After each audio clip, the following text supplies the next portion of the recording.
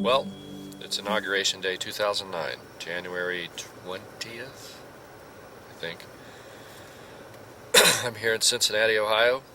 It's about 14 degrees out, and we are traveling along the Ohio River, looking at some of the, I'm here with Dave Scott from Passing Lane Investigations, Paranormal Investigations. Hello. We met with Dave earlier, because his sister and brother-in-law saw the dreaded four Mothmen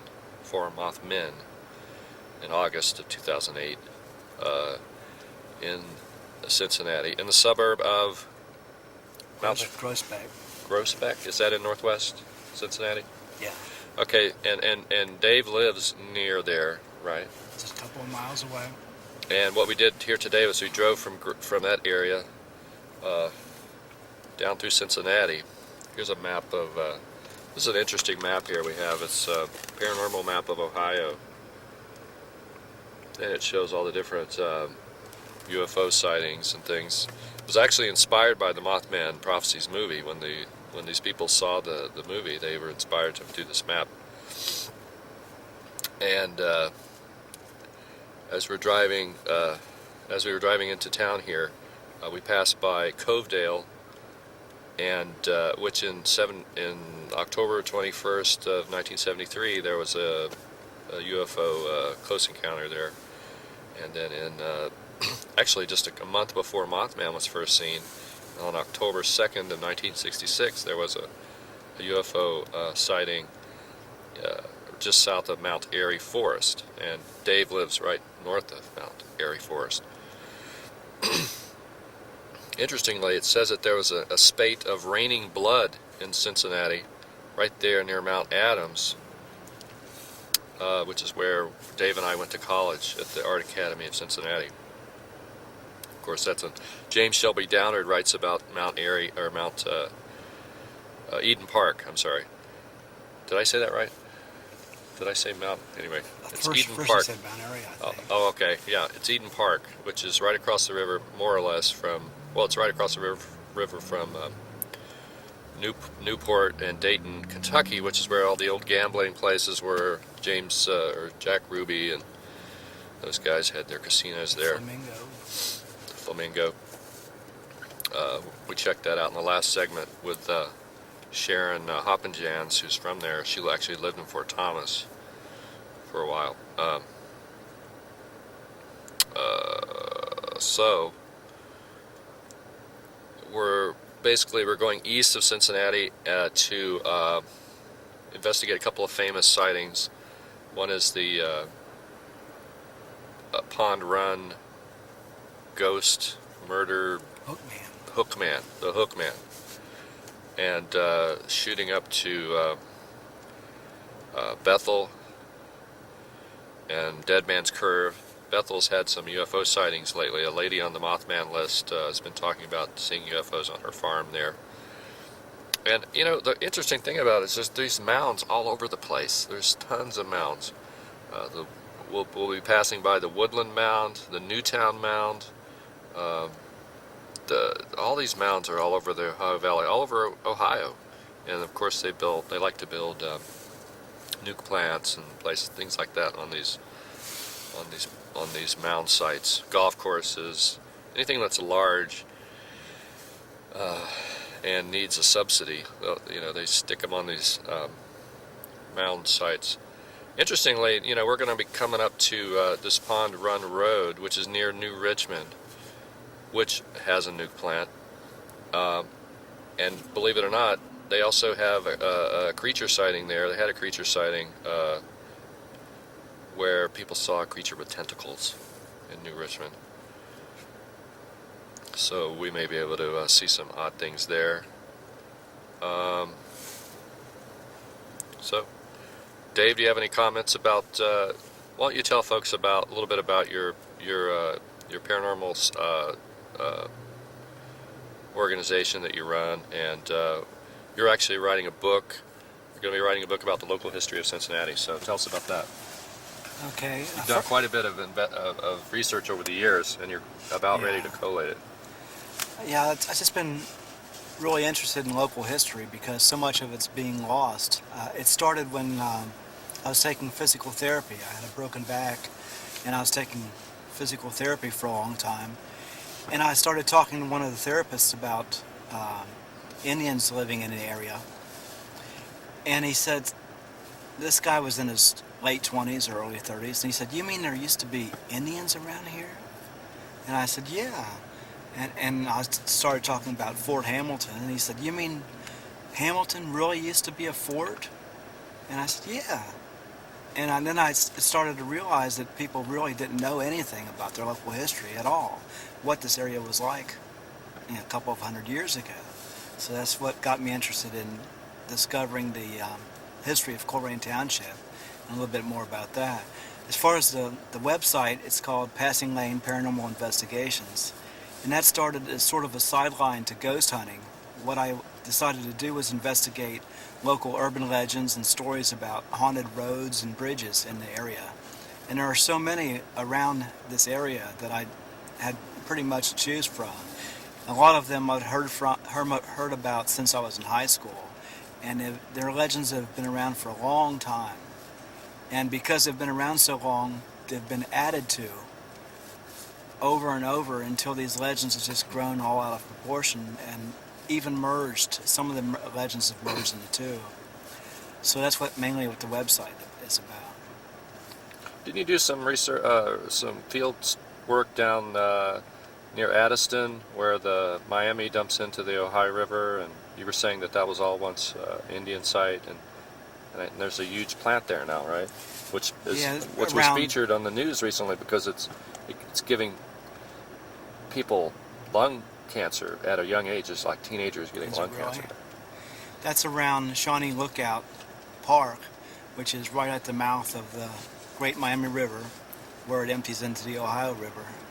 And the whole area was Shawnee and Miami Indian territory a couple of hundred years ago.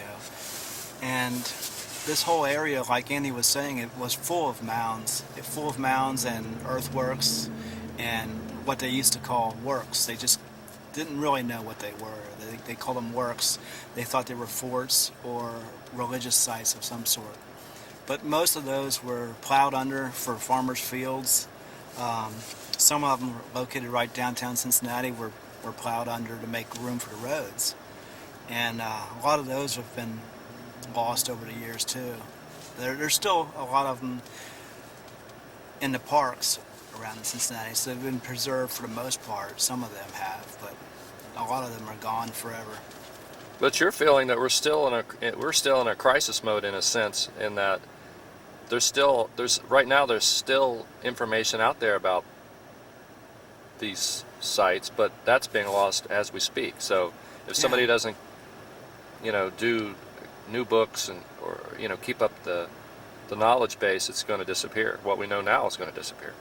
Yeah, they're destroying places faster than they can even bother to investigate what they were about or what they were for or the history of the sites. Some of the prehistoric sites, they say, well, they're probably Adena sites, which was is sort of a catch term for a group of Indians that lived about 1,000 years ago, but they're not sure. They're just guessing by some of the pottery shards and flints and things they found inside the sites. So a lot of that history is being lost before they even bother to investigate. And a lot of the forts around here that turned into cities and communities later on, like I was saying, people around here don't even realize that there were any forts here and they don't realize that there was so much history around Ohio. Ohio's just full of history, and like that map you have there, it's Ohio land of the weird, because there are so many strange sightings of mysterious cryptoids and things around here too, UFO sightings, Bigfoot sightings. Wasn't there a werewolf attack? A werewolf attack or two, the tentacled creature, whatever that was. Ghost cars? Ghost cars, ghosts. Giant bones? Ghosts aplenty. Giant bones? Giant bones over in, Big Bone Lick State Park in Kentucky, it was a salt lick. And in prehistoric times, it was a place where animals used to go to lick the salt licks. And there were a lot of mastodon bones there. Well, I was just noticing up near Cleveland on this map that they found giant human bones. Giant human bones? Yeah. I didn't know that. Giants. Well, anything else to add before we get going here and check no. out? I guess we've been fortified and we're ready to go check out the legend of the Hookman on Pond Run Road, right outside of New Richmond, Ohio. So that's the next stop. There's a good one. And yes, that license plate was near Amelia, Ohio. Now we're past Amelia, Ohio slightly, in a nice field here where we have some Indian mounds. What's the name of this mound?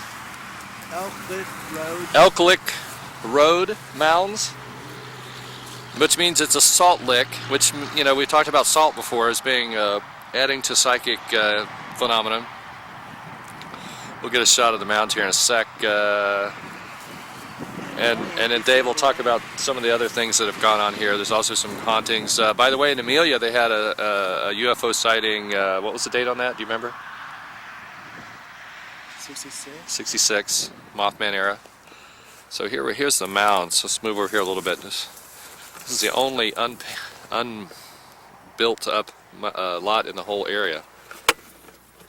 I'll try to zoom in on one. I can. Anyway, they're out there. Looks like there's a couple of them. Anyway, Dave, what happened here? Is there some ghost hauntings here?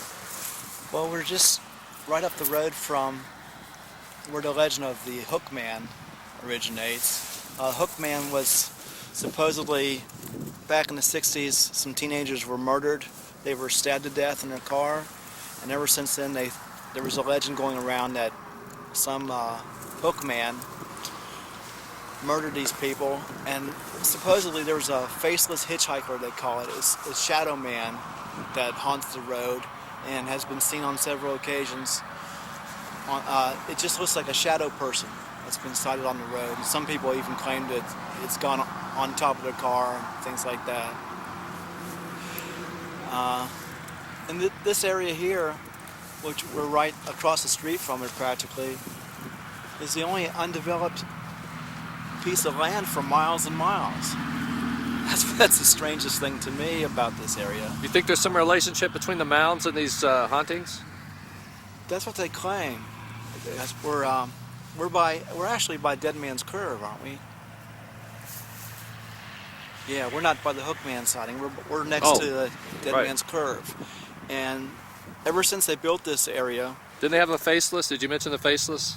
The faceless man was hitchhiker around here. Yeah, the faceless hitchhiker. But they called it Deadman's Curve because there've been so many accidents around this part of the road, and they blamed it on these Indian mounds or Indian burials in the area.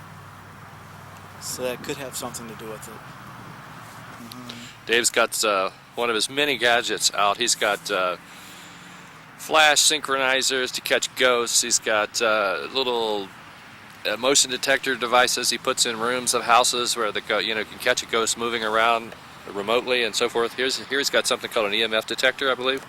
Yeah, I was just checking for EMF readings just to see if there's anything unusual here. There's nothing at all. It's set on the highest sensitivity. It's not registering anything at all here.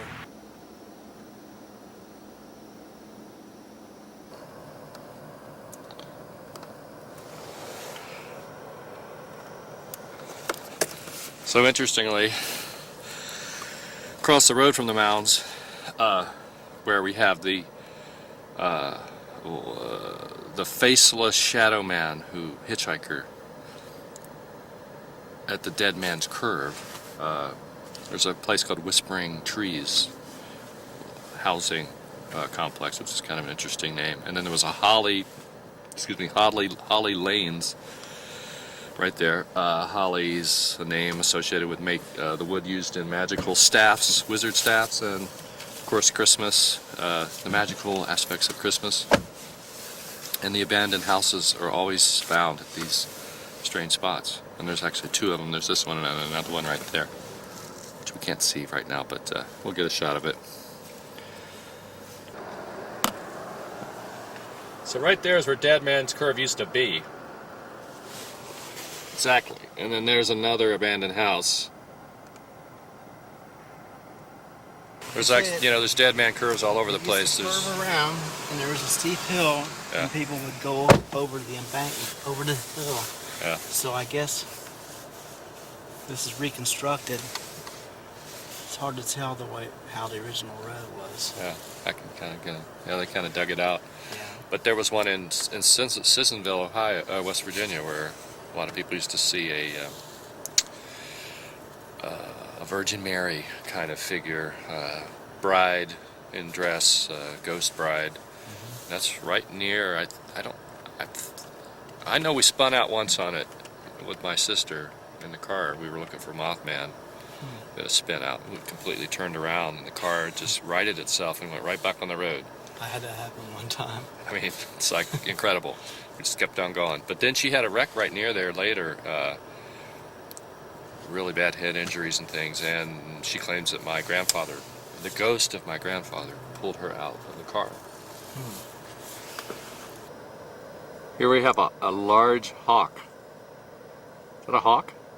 I think so. It's sitting right here at Deadman's Curve. Just as I was noticing that this is the Little Miami River that runs through here, which has got a lot of things going on, paranormal things. It's a moth hawk. A moth hawk? Didn't you say that you had an accident too, Dave? That you kind of had a miraculous... It was really miraculous to me. I was on a section of road, it's US 27, between northern Cincinnati and Oxford, Ohio. Yeah, there have been so many accidents on that part of the road, they called it the highway to heaven. I was on my way home late one night. I was working 2 jobs. I was really tired. I was by myself. It was late at night, and I'd just gone south through Millville, Ohio, and I must have been going about 50-55 miles an hour, and I fell asleep at the wheel. And I rocketed off the right side of the road straight into a huge tree and totally demolished my car. Now, I don't remember much. I remember little patches of memory. I don't remember getting out of the car, but I remember reaching up, feeling blood on my face, and then reaching down and feeling blood on my leg, and I said, well, I guess I'm dead. And the next thing I remember, I was walking around and around my car. If you've ever seen the movie Wild at Heart, there's a scene in there where they come up on a car wreck, and it was just like that. I was wandering around in a daze, around and around my car, and I just kept saying, my car, my car, my car. And then I blacked out again, and the next thing I remember, I was sitting in someone's car, and they were patching me up with a little first aid kit. I don't know who this person was, or where they came from, or who notified them. It was late at night. I guess there was some traffic in the area, and maybe somebody came by and saw what happened, but I never did find out who this person was. But if they hadn't come along, I don't know what would have happened to me. Here's the area we're talking about on the map. Basically, we're talking about this spot right here.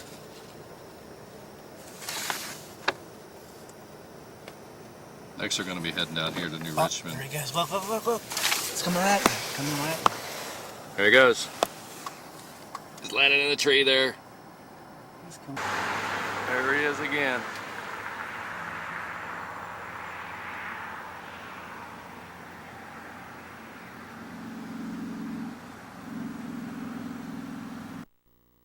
Down. Let your light shine, Dave. We just passed Starlight Movie Theater. Drive-in There's theater. all kind of light around here. This is the land of light. And actually, at this intersection, We're in enlightened territory. we've been talking about this intersection for a while here. We also have a church. The intersection's been kind of straightened out and changed a little bit, so it's a little bit long. You know, it's like a mile there. You kind of got all these things going on. Where the road 222 came in, and then it hits whatever that road is, and then it turns south a little ways further. We're so on Banham Road right it's now. kind of convoluted, yeah. Yeah. But you've got all the making. You've got the abandoned houses, the spirit hawks, the church, the mound, the hauntings. It's all here. Imagine at night this would be a totally different There's place. still a lot of car wrecks here, right? Supposedly. Yeah. Did you get anything on your EVP? You did a Haven't tape listened player? yet. As usual, we have a Marathon Oil facility near one of these sites. It's happened many times on this journey we've been taking here in the Mothman's photographer. I just wanted to make a little correction. The Amelia, Ohio UFO sighting was in 2004, not 2000, or not 1966. 2004, though, was a big, big year in the Mothman world. We had all kinds of stuff going on, which we talked about previously.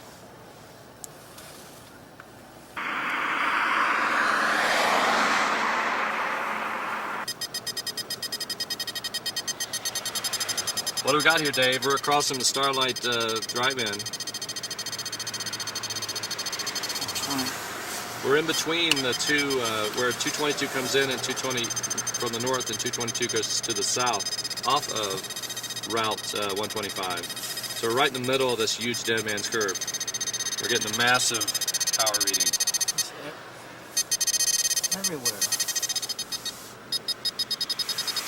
And these are just empty trailers here. I mean, they're just for sale. Especially this power lines. And these are just like model trailers for sale. They're not even powered up, I doubt it, you know. Just like a manufacturing. It's really pegging out that direction. Okay, right now Dave is taking some pictures of the stone bridge here on Pond Run Road, Pond Gap. Anyway, Ponds Run, which is near New Richmond, Ohio, on the Ohio River. It's where you have a nuclear plant. And there were some murders here. Dave will tell you about them. But and since these murders occurred in the 60s, I'm speculating that it may have had something to do with the nuclear plant, just like we had in Mound, where they were secretly messing around with radioactive materials and killing some of the carbide employees for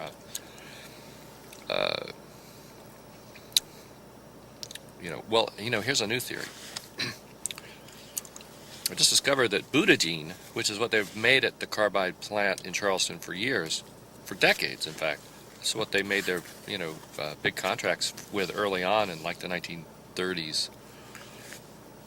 Butadiene has different uses, but it's primarily for those synthetic tires that they made during World War II. If you look up the standard histories of butadiene, like in Wikipedia, they don't mention that who was making it during the war. They just say, oh, the government was making it.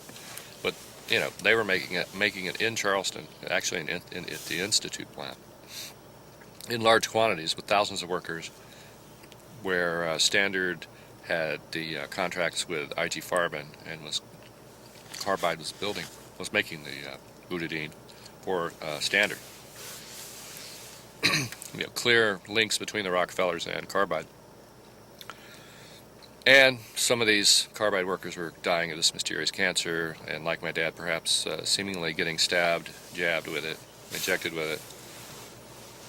Well, butadiene, it turns out, is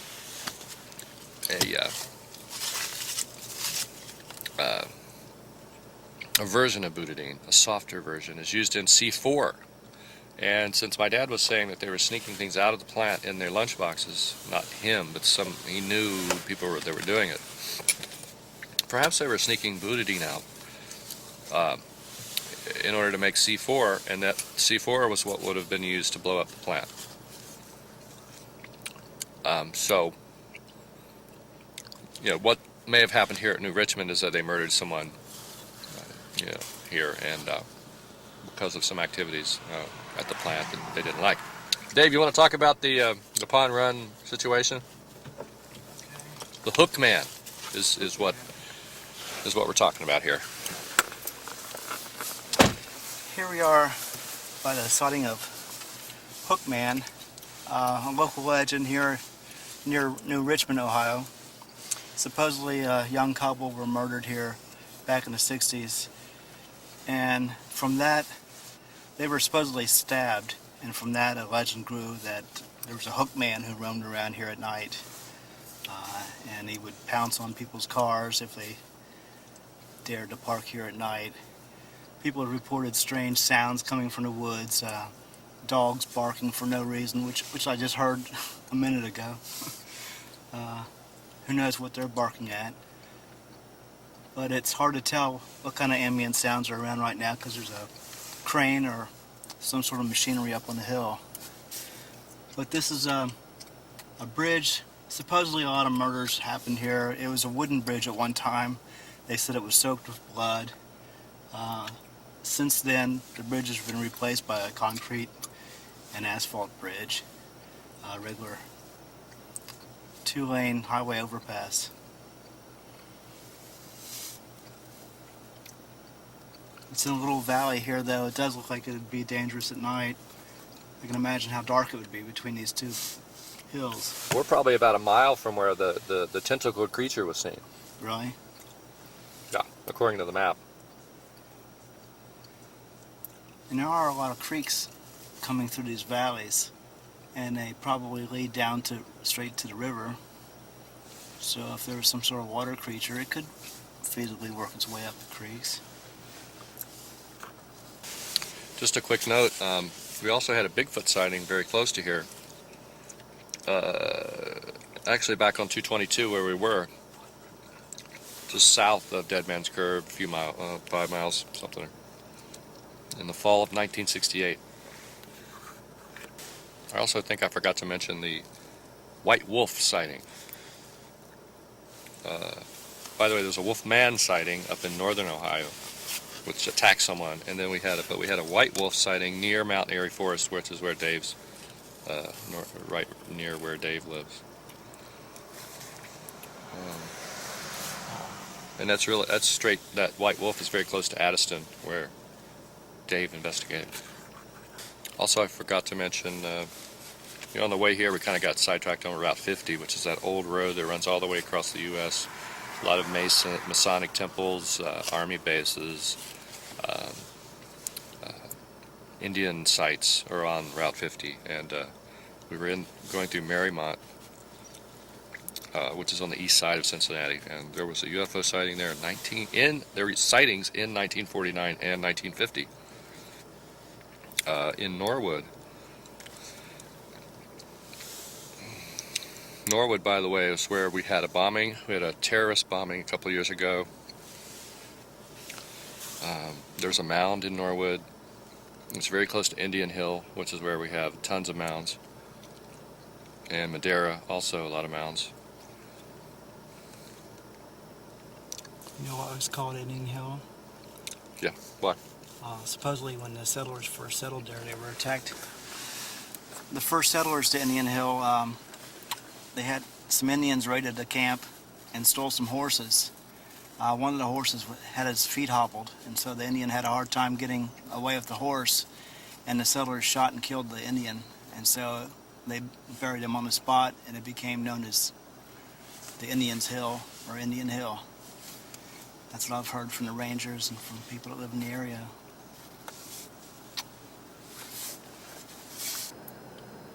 So here we are, Dave, just about a mile from the Hookman location. And we have another mound. Another mound. It's closed. The road is closed due to ice and snow, so we can't actually get up to it, but it's here. Woodland Mound Park. Do you think there's some connection between this mound and the murders? Like, was it a spirit that murdered these people? I don't know. By the way, I don't think seem that's to a be nuke close plant. to each other, I don't think that's a nuke plant back there. I don't either. I think it's just a coal plant or something. Yeah, what's with the mounds and the power plants and the hauntings all clustered together. That's sort of odd too. I don't know. It's just conjecture, I guess, but certain areas seem to gather certain energies, or at least stories that people start. If the mounds were built here for a purpose, maybe they were built over power spots or because of stories that the Indians heard hundreds of years ago. Maybe the same spirits roamed around back then, and the stories were just handed down from year to year to year. What do you think of this theory that the mounds are natural formations and that perhaps create human beings or entities, or people or animals, and like at some point in history there were spots in which beings were created? I don't know anything about that, but I believe about anything is possible anymore. That's the Jim Brandon theory. Is it? I don't know. I think... Because you see Christ, all these depictions of ancient symbols, like Christ is on a mound, right. The cross is a creation temple symbol on a mount and all that. Yeah. Maybe that's how it all got started. Maybe they're just universally a place or earthworks built for worship, or places of power for one reason or another. Whether they were built over these places or whether they created the places by being built, I'm not sure which is which. It's a chicken or egg type of thing.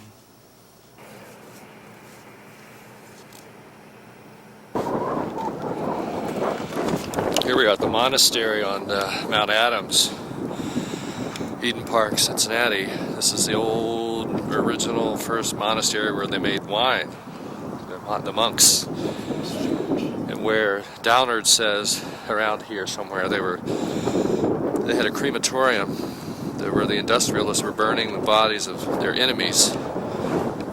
Supposedly this whole area is riddled with tunnels underground and so forth that the monks once had to hide whatever, wine and so forth, which were used by the Masons for underground rituals. There's probably a Mithrium under this. The Mithriums, those underground vaults, named after Mithras, the god, the birdman that they worshipped prior to Jesus. This was called the Holy Cross Passionist Church, appropriately Passionist. The very top motif up there says, Jesus is passion. Let's zoom in on it.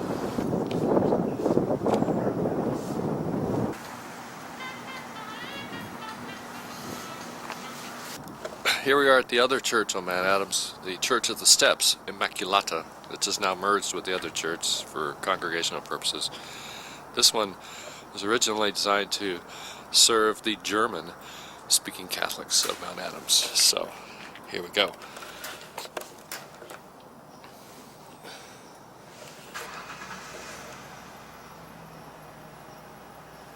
Catch that? German-speaking Catholics of Mount Adams. As you can see, we can get a great view of the city from here, theoretically. You can step up here.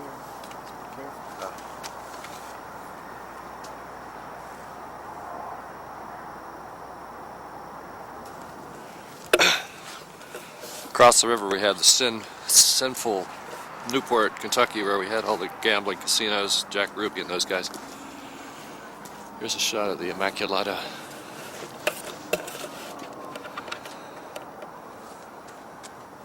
think churches are supposed to close their door. Hey Jesus, why did you lock the doors?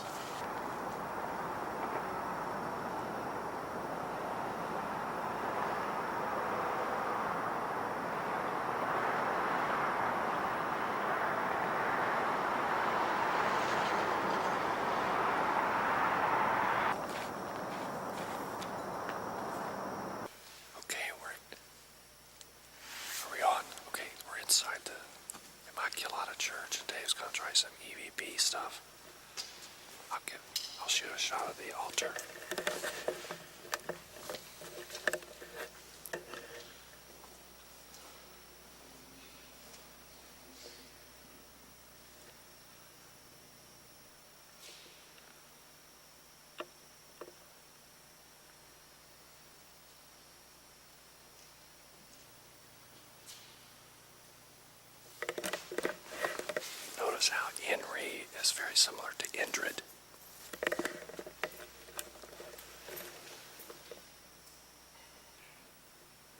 Here we have the head of face of Jesus right next to a staff with a bird boy and the creational symbol.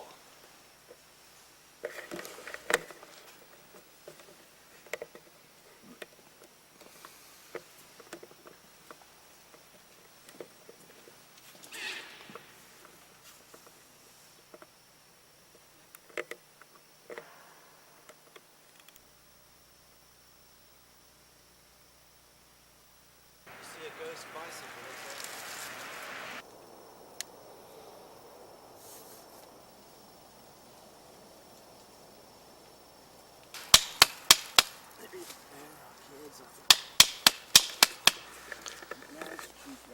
We're here on Buell Road in what township?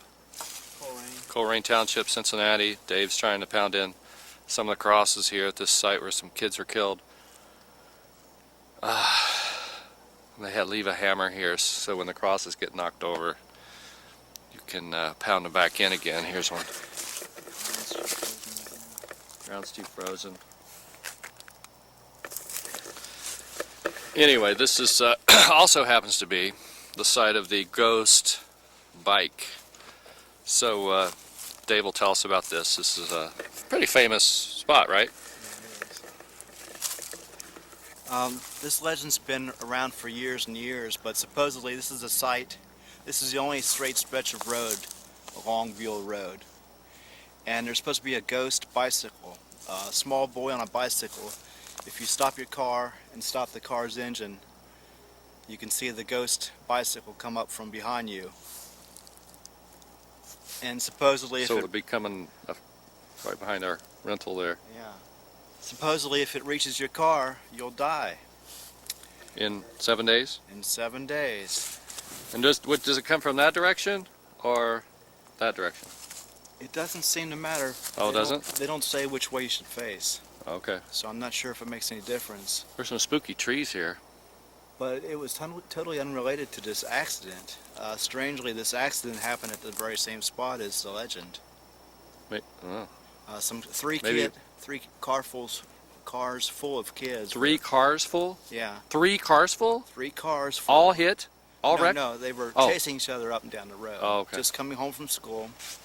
And the middle car, suddenly they saw it veer off the road into these trees.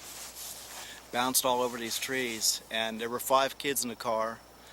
2 young girls died, and the rest were pretty seriously injured. The 16-year-old driver was charged.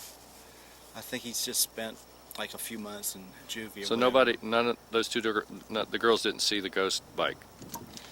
I don't, not that I know of. They didn't mention it in the police report. I read the whole police report, seen the drawings of the accident scene, read the police statement, a statement of the kids who were in the cars.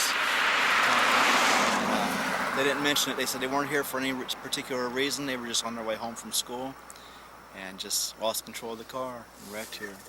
But this is the same site as the ghost bicycle legend. Do we have any other things going on here? Indian sites, mounds? Not that I know of. But of course, this whole area was full of Shawnee and Miami Indians. Wasn't Fort Coleraine up here? Or was Fort something? It was in Coleraine Township, but it was about 10 miles or so from here at least. Okay.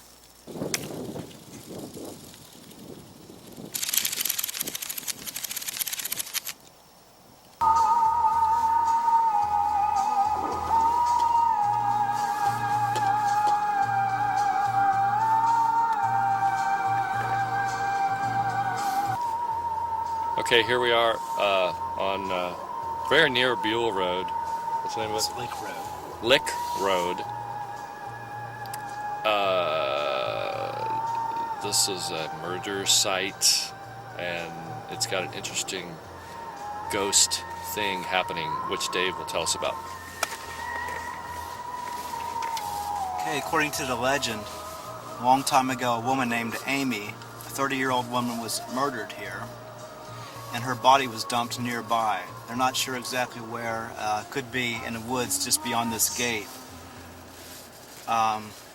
supposedly if you park here, turn your engine off, and wait a while, the word help will appear written in the condensation of your car window, if there is any, or the dirt of your car window, whichever. And also people have reported a lot of strange sounds coming from the woods. Things moving from their cars. They'll set up a tripod or something, they'll get knocked down.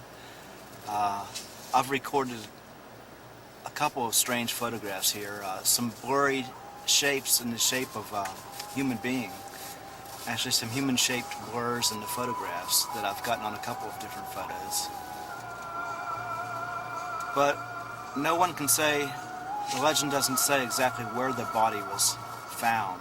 If it was found at the bridge in the back of these woods. This is a 265-acre forest preserve called Richardson Forest Preserve. So there's a lot of area back here, a lot of places to dump a body. If you wanted to murder your girlfriend, this is a place to dump her, I guess.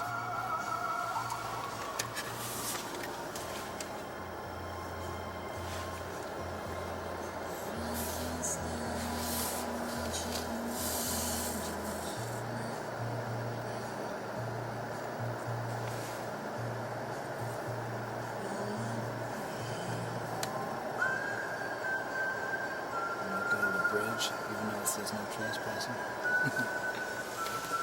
It's up to you. We could go to the bridge, but you're supposed to get permission from the Park Service before you do that. I did that once for a video I did about a year ago. But I don't see anybody around. So if you wanted to, we could go to the bridge. Another thing you should be aware of if you come here in the winter is there's bow hunting season. And they do allow deer hunting in this area, so if you're wandering around back here in the woods, you have to be careful to watch out for hunters.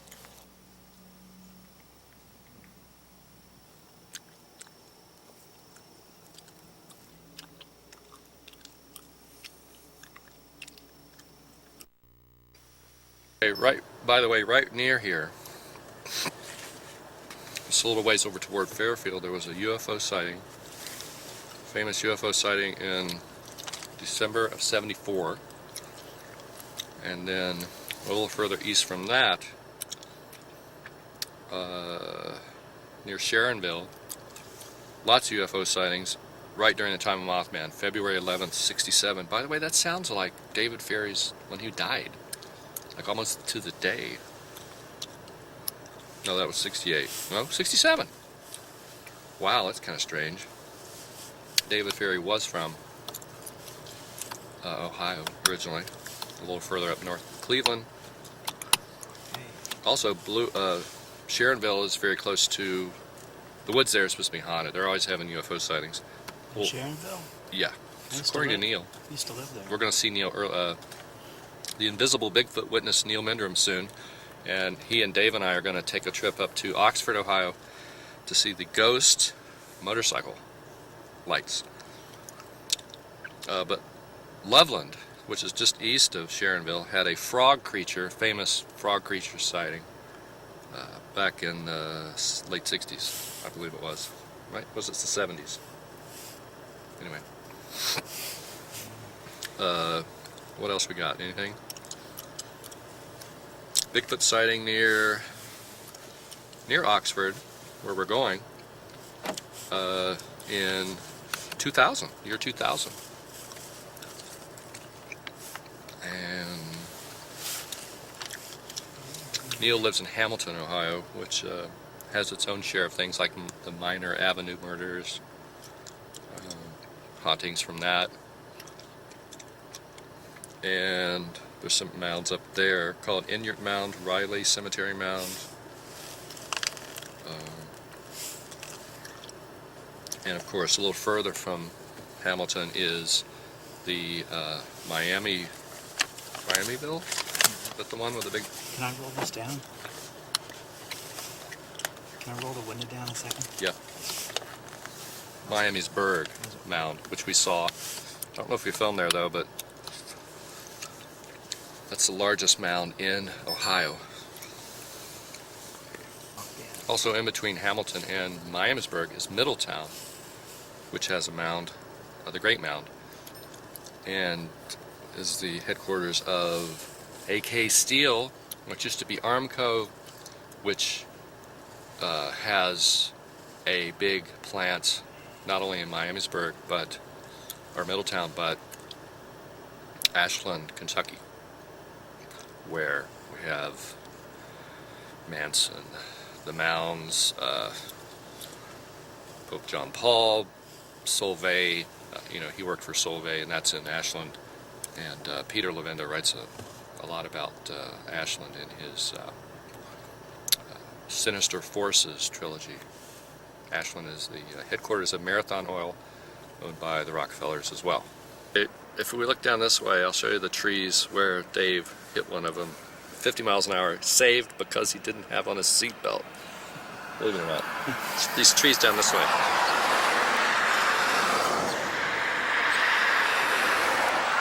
Anything more to say about it? Yeah, I was on my way home late one night. I think you told us this on it.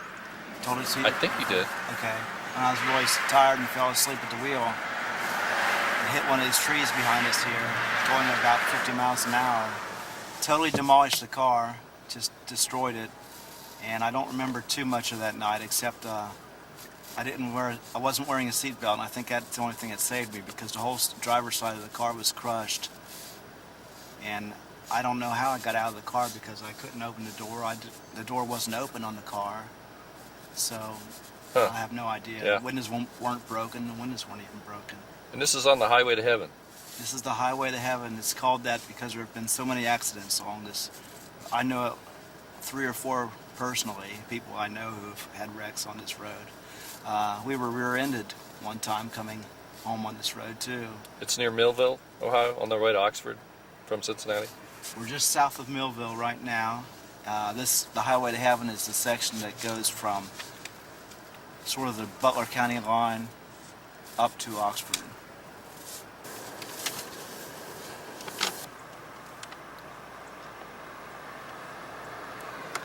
Here we are in Miami, Ohio, Miami University, Peabody Hall, which is a haunted hall here at Miami. We're going to head east from here and check out the Ghost motorcycle lights. Famous lights. You can see them on YouTube. And we're going to flash our lights 3 times and see if we can see the Ghost motorcycle. Okay, this is the road in which the Ghost motorcycle lights are found on.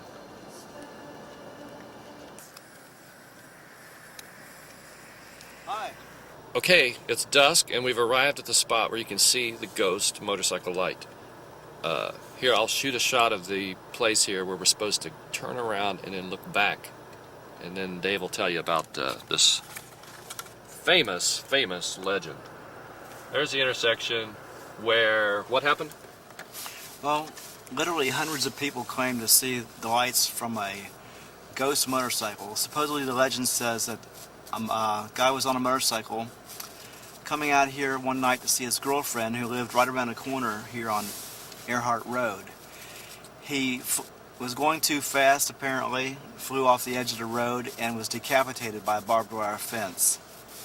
And ever since then, there have been literally hundreds of people over the years who've come out here, turn their cars around, flash their headlights 3 times, turn the engine off, and they've seen this light come down the road. They don't know what it is. They call it the Ghost motorcycle or the Phantom motorcycle light. You can see it come down the road, following the contour of the road, and just before it reaches you, it disappears. And just some people have seen it dozens of times. There have been literally hundreds of people have seen it over the years. So we're going to see if we can see it tonight.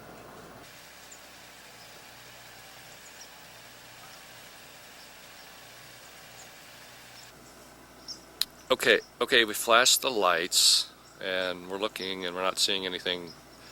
You can kind of see the car lights in the distance if a car, because there's a really long stretch of straight road, so there could be a mirage effect of some kind occurring. But I'll point it down there and you can see. Can we try it one more time? Should I flash 3 more times? Okay. Okay, Dave's going to flash 3 more times because we're not sure we got him the first time.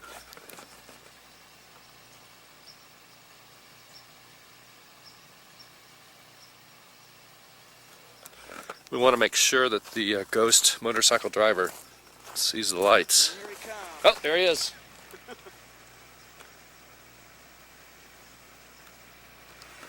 It's just one of those cars off in the distance. Anyway, look at this place. It's really flat and isolated out here. Check this out.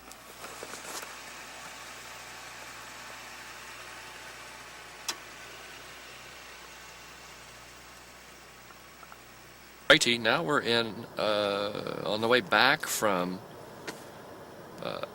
the Ghost motorcycle in Miami. We're now in Hamilton, and we're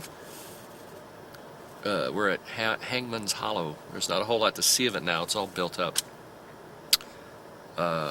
Dave, tell us about Hangman's Hollow. Okay, we're in Dartown, a northern section of what's now Hamilton, Ohio. Back in 1851, some men were traveling from the town of Dartown into the major part of Hamilton, Ohio, to attend the first county fair in the area. On the way back, it was about this time of night, dusk, they slowed down when they came to this hollow because they noticed off to the side of the road was a man hanging from a tree. And it turned out there was a man hung by his own suspenders from a tree here in Hangman's Hollow, so that's why it became known as Hangman's Hollow. And sometime after they found the man, the legend started that this whole area was haunted, and people would hear strange things and see strange things in the woods.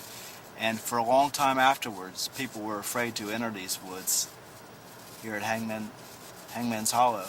I would call it probably should have been called Hanged Man's Hollow, but Hangman's Hollow is the name it goes by today, according to the legend. There it is right there, folks. You can kind of see it off there in the distance.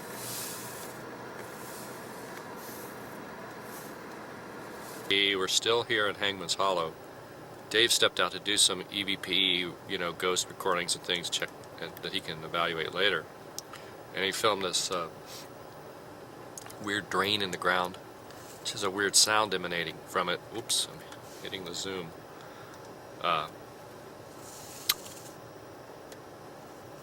And it's reminiscent of that scene in the Mothman prophecies where the howling is coming out of the sink. And was there a howl related to the hangman at all? Is there a ghost of the guy that gets seen? No, but they said the woods were haunted from The woods were haunted, hear okay. sounds and see figures. And So that means this spot we're on could be haunted. And anyway, this is a strange sound coming out of this drain. And it's also strange because Neal, who we're going to be meeting here in a minute, he and I used to joke for years about a crack in the sink from which, the void or the other side or another dimension would howl through at you. And you had to be careful of. It was just a joke we came up with for no reason at all. And then it turned out to be in the Mothman movie. And now we found kind of a natural example of it. Here we go. Ready? Go ahead. I am. Oh. It takes a while to... Oh.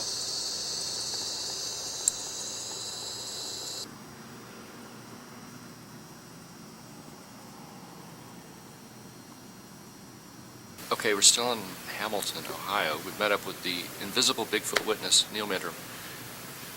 And we're thinking about going to see the Rupert Murders places that are haunted on Minor Avenue. Do you know anything about that? Have you had any paranormal experiences lately? No.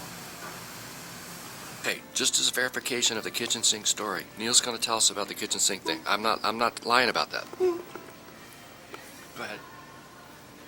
There was one? Did you find a model of this for me? Yeah. There was a kitchen sink joke, right? No kitchen sink joke. Oh, come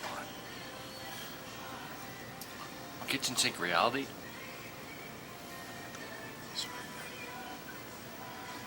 Kitchen sinks in the house, anything?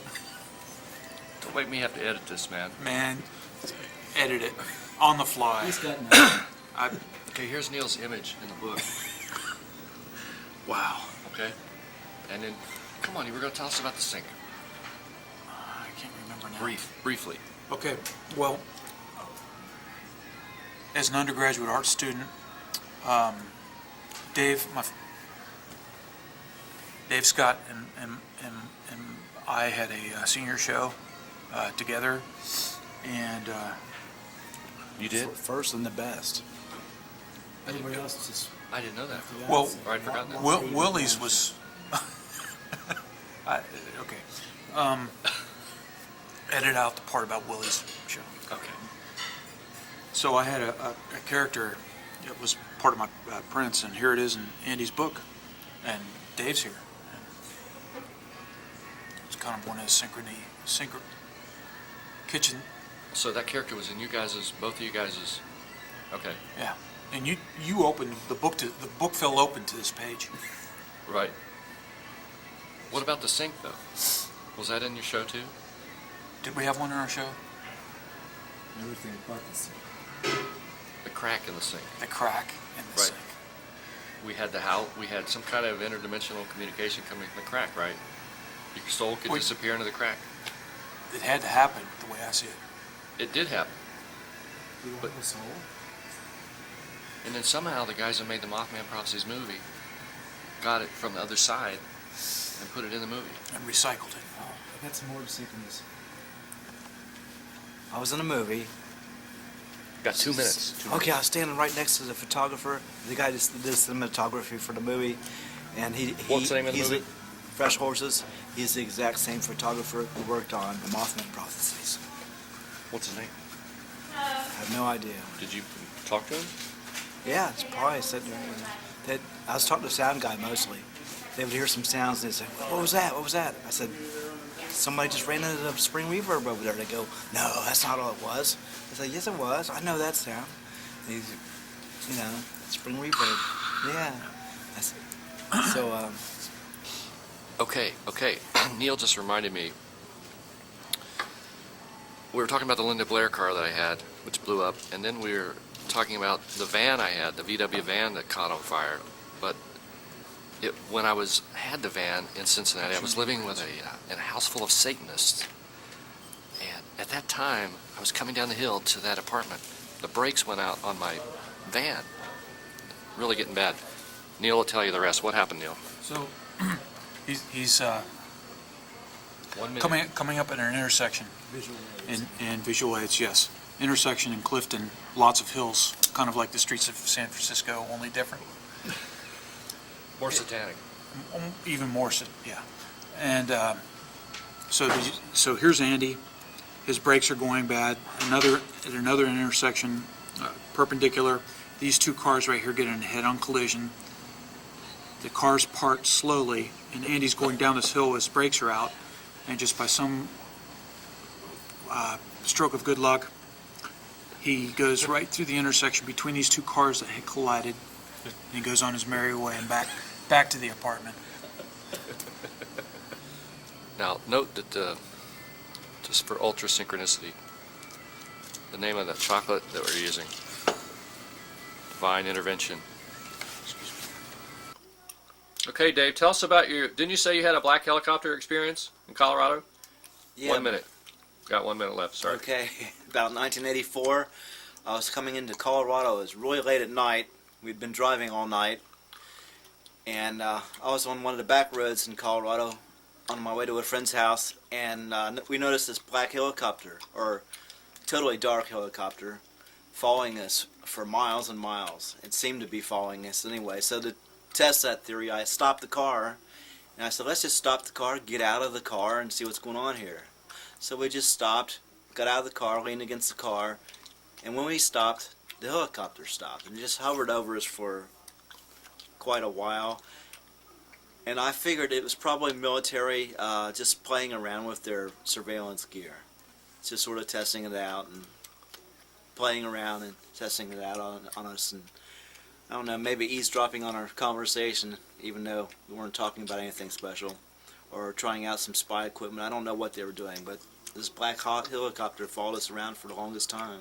You think it was nuts and bolts, not supernatural? Oh no, it was just some army people following us around in their black helicopter.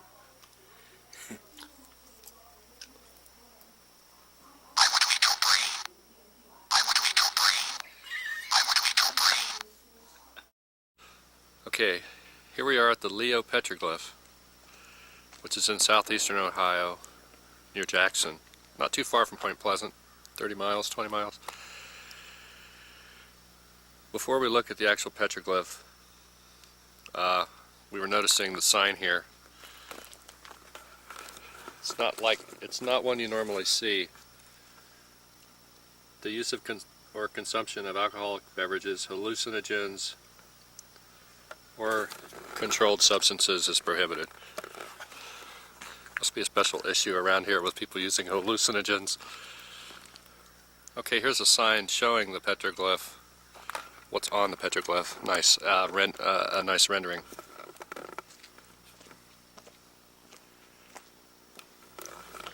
Notice that it's a bird. Over here we have an animal, and done in the native style where they put a face inside the animal's body, showing the relationship between humans and animals, more or less. Now, this animal could be interpreted to either have wings or horns, or both, actually, because you have the horns here. The Garuda is often shown with horns. Here they show the footprint. Oddly, there's 3 footprints here, not 4, or not 2. It's like, it reminds me of the Tad Jones sighting, where Keel found one single footprint in the frozen mud of a human, and then a bunch of weird animal tracks that look like an enormous dog, and then a couple of boot prints that look like the Neil Armstrong boot prints on the moon. No one could ever figure that out. Anyway, here's what it says about the petroglyph.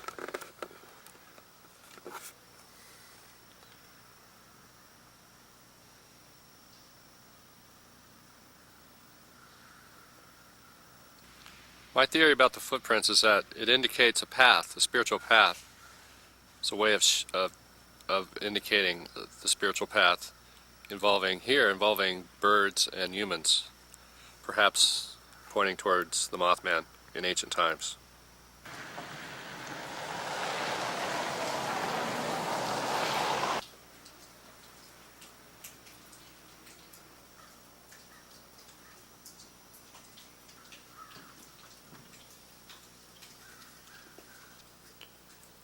Note that in the configuration as it is on the actual petroglyph, the bird's flying down to the creature with the horns. It's upside down here.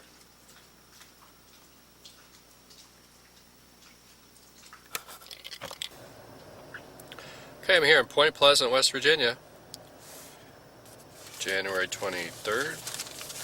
2009. We're going to be going out to the TNT area to look at that haunted igloo. But before I did that, I wanted to talk about today's paper, USA Today. We have Obama closing Gitmo. There's a couple of other articles in here that sort of shed light on what the media likes to do when, well, it's essentially sort of a racist thing. If you look at the history of America, the British influence, the British are known for being fairly racist. Anyway, I've got a weird, there we go. Here's a chart of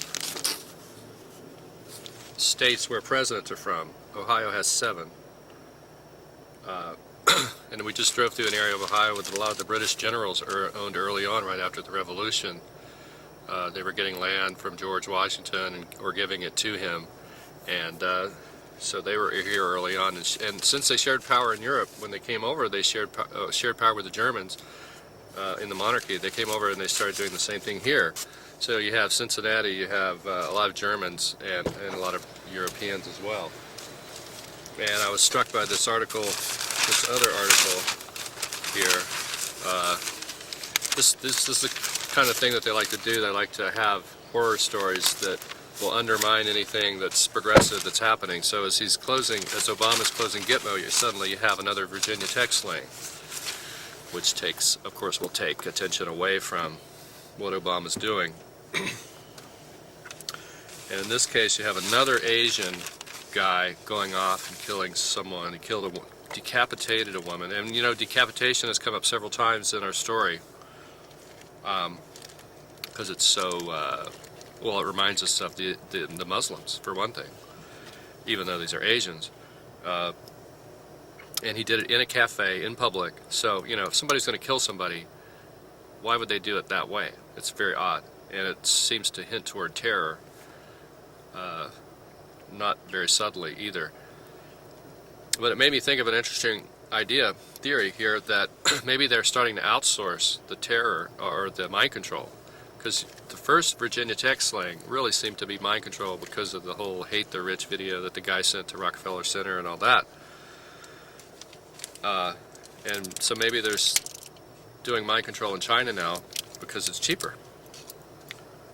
And again, there's sort of an undercurrent of racism. They don't want Obama's legacy to, you know, to be told to be really, they're going to try to undercut it wherever they can, and that would be the British and the Germans mostly probably wanting to do that. Anyway, I'm here with noted psychic from Texas, originally San Antonio, Lisa Nesbeck. Lisa is from a long line of Italian psychics.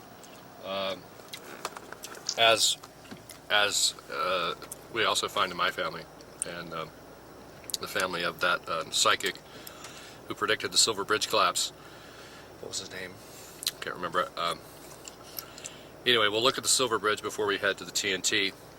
Lisa, are you ready for the TNT? Sure. Have you ever been in a Mothman lair before? No. Have you ever been to the Almost Basin in San Antonio where Strieber was? I have been to the Almost Basin. You have? Mm-hmm. The UFO things that he had happen there? Or the mind control that he claims happened there? Didn't your father work in the Air Force at one point? My father was in the Air Force. So you sort of have some knowledge of that whole Air Force San Antonio thing. And you were saying that there was a big German presence in Texas. Absolutely. What about the British? Is there a big British influence there too? British, I'm not aware of. Yeah, it's kind of a German stronghold. German and Spanish. Really old German families, right? Mm-hmm. Maybe that's why JFK was taken out in Texas. And why we have so many of our strange big oil, big conspiracy happening in Texas.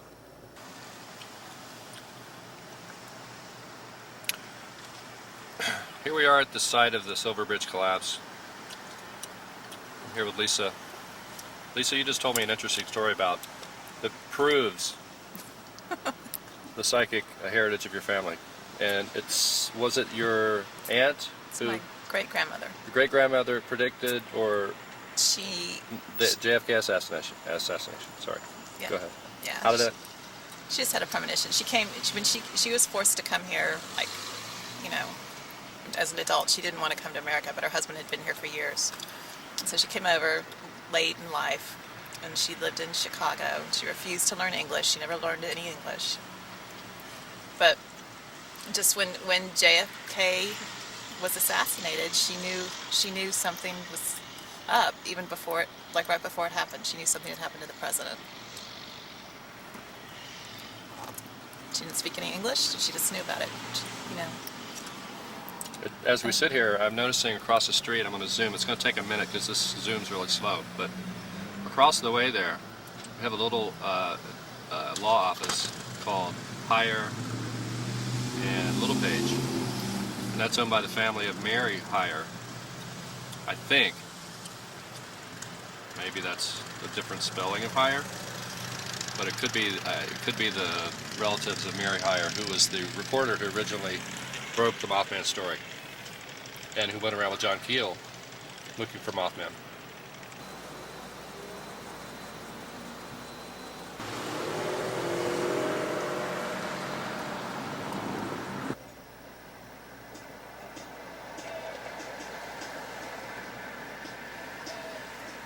TNT Area,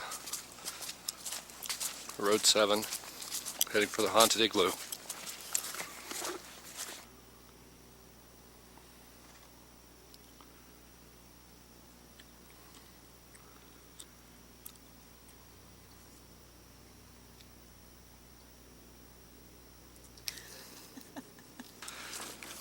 Lisa doesn't seem the least bit concerned here. Just giddy, in fact. Even though we are getting dosed with radiation, as my meter indicated last time we were here.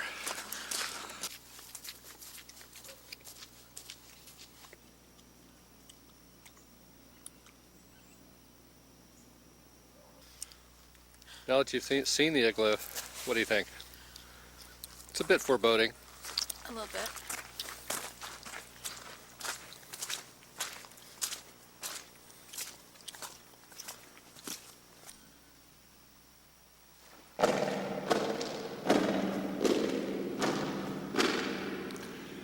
What you find really amazing about these domes is the echo. Hello!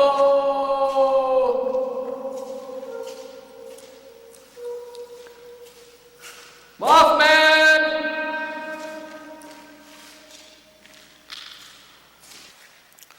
Could a dome like this make a supernatural creature think it was an Indian mound? And make it want to come to it? I think so. Of course, as legend has it, there was a homeless guy living in this one, and he later went crazy and killed some people. Actually, it's like legend, it's actually true. So, have you picked up anything from the igloo? No? No. It's all cleared out, isn't it? Bad. The badness.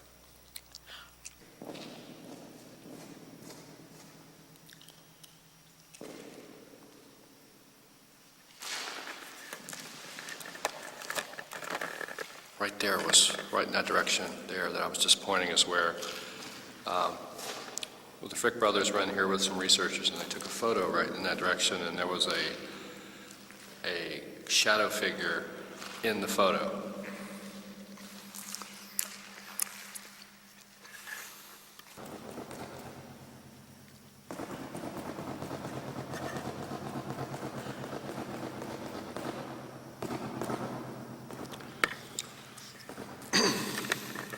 I don't know why, but it makes me think of that song Ivy League did called Headless Humans Donating Organs, based on a National Enquirer article.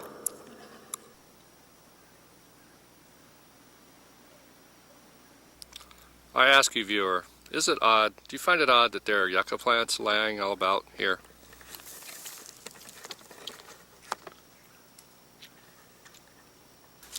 They've always said that there are exotic animals living in here, but yucca? I mean, that's like something you'd find in Texas. So, it's just another bizarre thing about the TNT.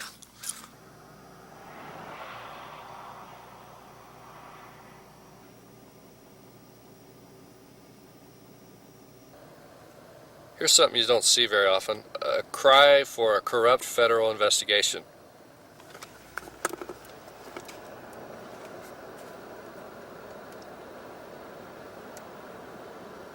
Let's see, where is it? Oh, there it is.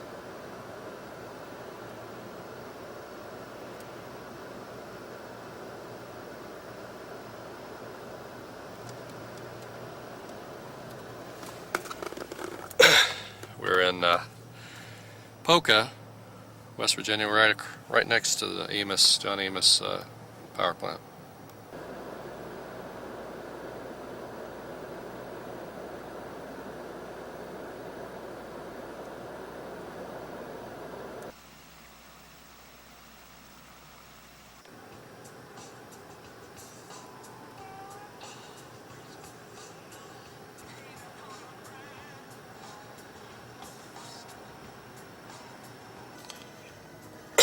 I'm in Wellston, Ohio, and that's the Shiloh Shriners Club. Makes me ask the question, why do all these Masonic societies have Islamic symbols? And why doesn't anyone ever ask about that? What do you think? Here we are in Byers, Ohio, and we have the most stripped down symbolic version of the Garuda symbology, which is the cross, and then the serpent. In Christian America, it takes the form of this drapery.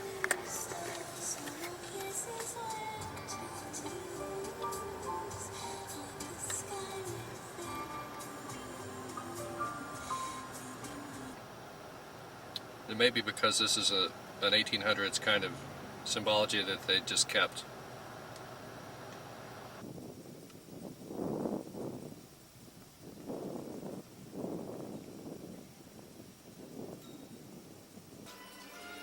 Okay, I'm back in Seattle now, and I have with me Rob Stowell, who has a mound experience, some sort of vision he had involving a mound. What happened? Okay, so I was in northwestern Pennsylvania, outside of Allegheny College, probably about 20, maybe 30 miles out.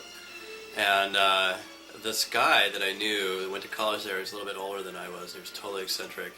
He took me in his orange convertible to this guy, and out in the middle of nowhere in Pennsylvania.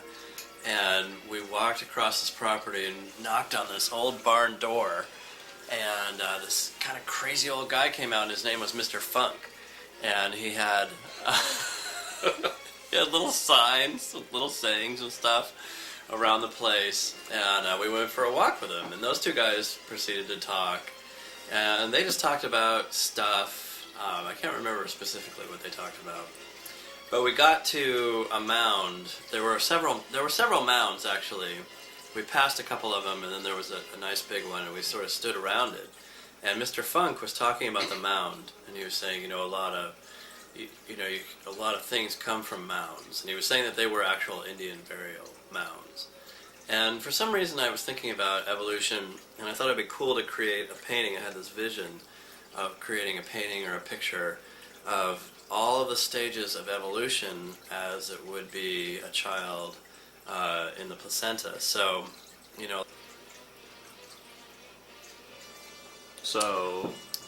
So each stage was a different creature, as you might imagine it evolving from the beginning of time. Like the first stage was a single-celled organism, the second stage was maybe a multi-celled organism, the third stage was maybe an egg, the fourth stage was maybe a snake, fifth stage was maybe a bird or some sort of flying animal, the fifth stage was a little bit larger animal. So they continued, so they become more and more complex animals until it eventually becomes a human baby.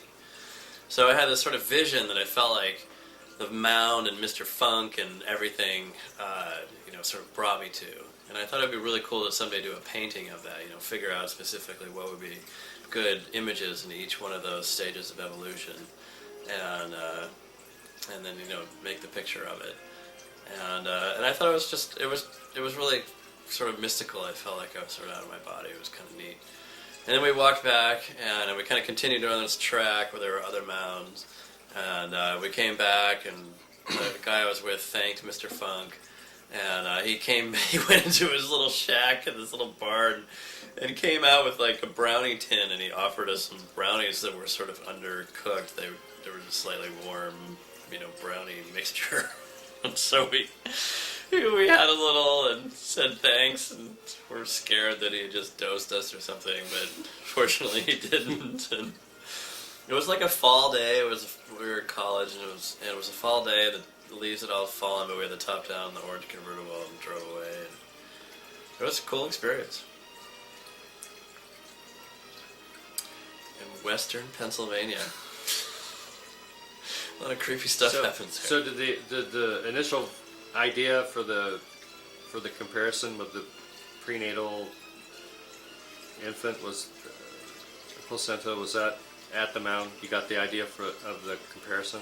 I did, and it wasn't really related to what they were talking about. They just sort of said, this is a mound, and Mr. Funk kind of had this weirdness about him, this aura to him, or, vibration or energy or whatever you want to call it. And then, the guy I was with was already kind of out of left field.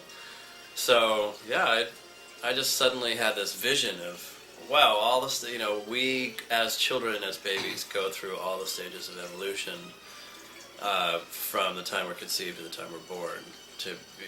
We go from the smallest possible cells, or celled being, one or two cells, to become a multi-celled, one of the most complex, or if not the most complex being on the planet in that 9 months. So it'd be cool to illustrate that in ideas of stages of evolution, but with different animals. Not just What's your feeling about the mounds, like their creation? Do you feel like there's some people say they're made by man, some say they're natural formations? Do you come down on either? Do you care which one it would be? I mean, or do you feel like there's some beneficial quality or energy coming from them? I say a mountain, there's always the first thing a kid wants to do when he sees a mountain, climb on top of it. So a mountain has its own power that anybody wants to figure out why the mountain got there, or get on top of the mound, or look around and experience the mound, become a part of it. So it definitely has a little bit of interest to us that's hardwired, I think. But, it's who knows where they come from. I think they come from multiple different sources. They must, They're created naturally, they're created for a purpose, they're created by people, they're created by animals. Beaver dams are essentially like wooden mounds. So I think, or animals like maybe, rabbits create warrens and turn, their excess dirt into mounds. So yeah, I think there's a lot of reasons to have mounds. Well, I was just in West Virginia. We were visiting the TNT area where the Mothman was seen, and there are 100 mound-shaped domes that you can walk inside of, and they have tremendous echo. Just unbelievable. You can go inside of them. You can go. They're open. Some of them. Some of them are still being used by. I think Trojan Steel has a few, and America Cyanamid. They're probably storing explosives in there. But anyway, do you think there's something about the mound shape itself that can trigger forces, like even if it's a synthetic mound? Well, it would make sense, right? Because a mound is basically a parabola. It's basically one of the strongest, most reflective. It reflects in and out. Shapes. Yeah. Oh, it reflects out too. Sure. So it's almost like it's isolating a piece of space. Piece of space or a piece of energy. Yeah. Which might allow psychic stuff to occur more readily, because it's when the energy levels are down that more psychic stuff. When the Earth's energy field is down, they actually can measure it. And when it has a fluctuation. Just when it's down, I think it allows other people's thoughts to travel further. You know what I mean? Sure, yeah, because there isn't so much interference. Right. It's like a clear day or something like that. So the mound might focus that by its shape. I could see that, being inside the mound or being in the center point in the mound, like a radar dish. Just reflect all that to the receiver. All that energy. Sure. That would be being in those types of mounds. It sounds like, especially you can go inside of it and be inside the mound, the geodesic dome. There's been some weird photos taken with what look like energy, human forms, ghosty shadow beings. Anyway, there was a crazy fellow who lived in one of them and killed some people. Maybe he got focused too much, or with waves or something. He probably has his own waves reflected back on him. Maybe that's what happened. If you live in that shape of a house or dwelling, it could reflect whatever state of mind you've got going back to you even more. Here we are in Newark, Ohio. We're back in Ohio, and we're at the Mound Builders Country Club.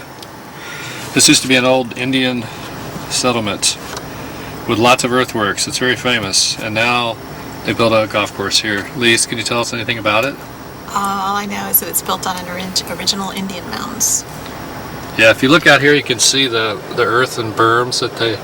Not only do they build mounds, but they'll build berms about 4 feet high. And here they just decided to build just take over the Indian site and put a golf course there. They did it a long time ago, so it's been around for a long time. Yeah, there you go. What else can you say? The Queen of England wanted it done. Just to prove that I wasn't kidding, here's the sign.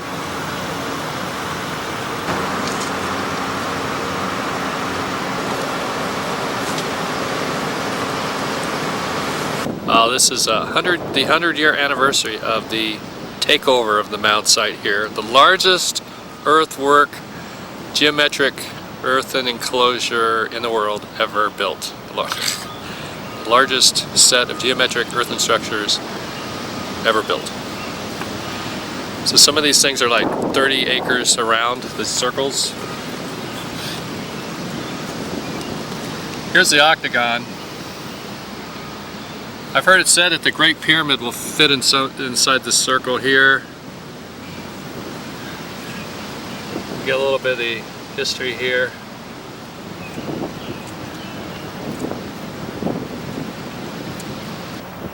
Here you can see that they were doing some astronomical moon observations.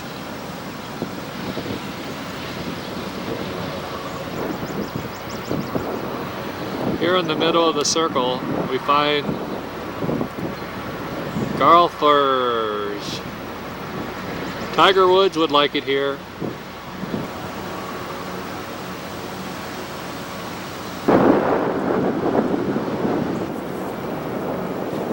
So you can see that the circle goes all the way around the course here. This is the one that the Great Pyramid fits in. It's all the way around. Comes back around here next to the Goth Country Club. You can get your Mound treats here in Newark. Okay, we've moved down the street a little bit. We found another great circle that's they're all part of the same complex, but they're kind of now pieces of it are in different parts of town. And I guess some of these roadways that you can see here must have been removed. We were over here, and then we drove down the street, and that must have been removed. Now we're over here at this one, and the description is saying that these were tribes that worship the eagle. So we're starting to get into the giant eagle thing, Thunderbird kind of beliefs. And someone was telling me the other day that the tribes in Ohio were actually named, well, actually all the way up to Michigan, Wisconsin, were all eagle tribes. Here you can see the Eagle Mound. Now here's an interesting feature. They have the timeline of Indians. They're trying to say that Fort Ancient was only 2,000 years ago, you know, but if you, or actually 1,000 years ago only, but if you go back to before BC, they're admitting that the Indians were here for at least 10,000 years. They're just calling them Paleo-Indian or Archaic Indian.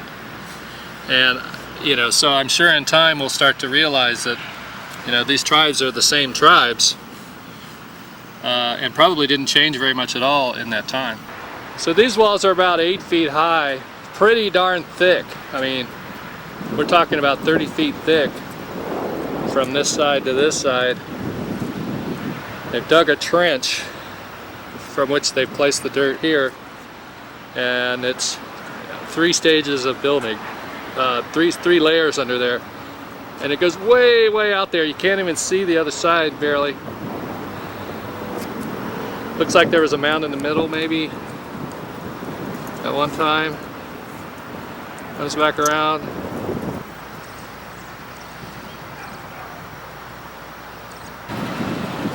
Here we have a tree that's old enough to have been here when the Indians were here.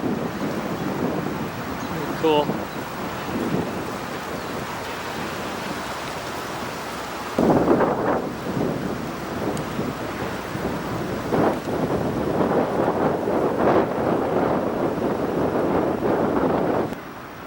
Here we've got some kind of blight growing on the trees. These little clumps just grow right on the branches. So, where we were just at, the tree, looking at the trees, in the center of the circle, there's what looks like a bird effigy, they're calling here. There's a diagram of it.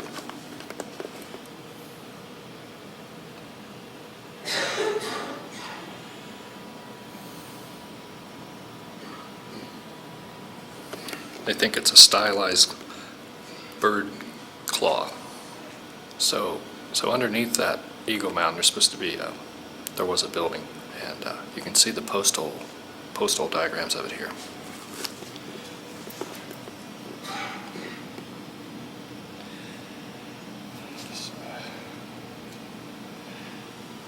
And there's what it might have looked like. And even though they didn't have copper in the area, it's unusual for Ohio, they did have a lot of copper things here, one of which is your Moorish symbol, the copper crescent. Here's the actual crescent.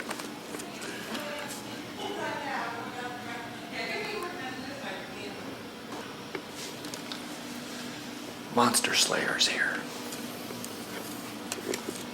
Okay, here's a tree with broken limbs. I'm thinking this may be Mothman. I asked inside the museum there if the lady had ever heard of creature sightings around here, and she said no, but what you're pointing out something interesting. It's not lightning. It's not lightning because there's no burn marks. Yeah, no burn marks. Let's zoom in there. See? Wind maybe. Why would wind break them down like that? See any claw marks? Snowman photo. Emo and I had the photo synchronicity. Okay, here we are in Newark at the courthouse. We've got a little controversy here. Lise, tell us about this controversy. Well, it's controversial to have the 10 Commandments on state-owned land. And here we have the courthouse. Courthouse Square in Newark, and we have our 10 Commandments. First of all, notice the let me get my thing going here. Okay, we have the Garuda, or eagle, eye in the triangle, Masonic. We have the scrolls, which, you know, were found in Ohio, which are Egyptian. These look Greek, so, but whatever. And then we have, of course, all the commandments, which seem to be backwards to me. I think thou shalt not kill should be more important, and so forth. But I was just noticing yesterday that the word saved backwards is devas, which is the Greek, the Hindu gods are called devas. Wondering what that's all about.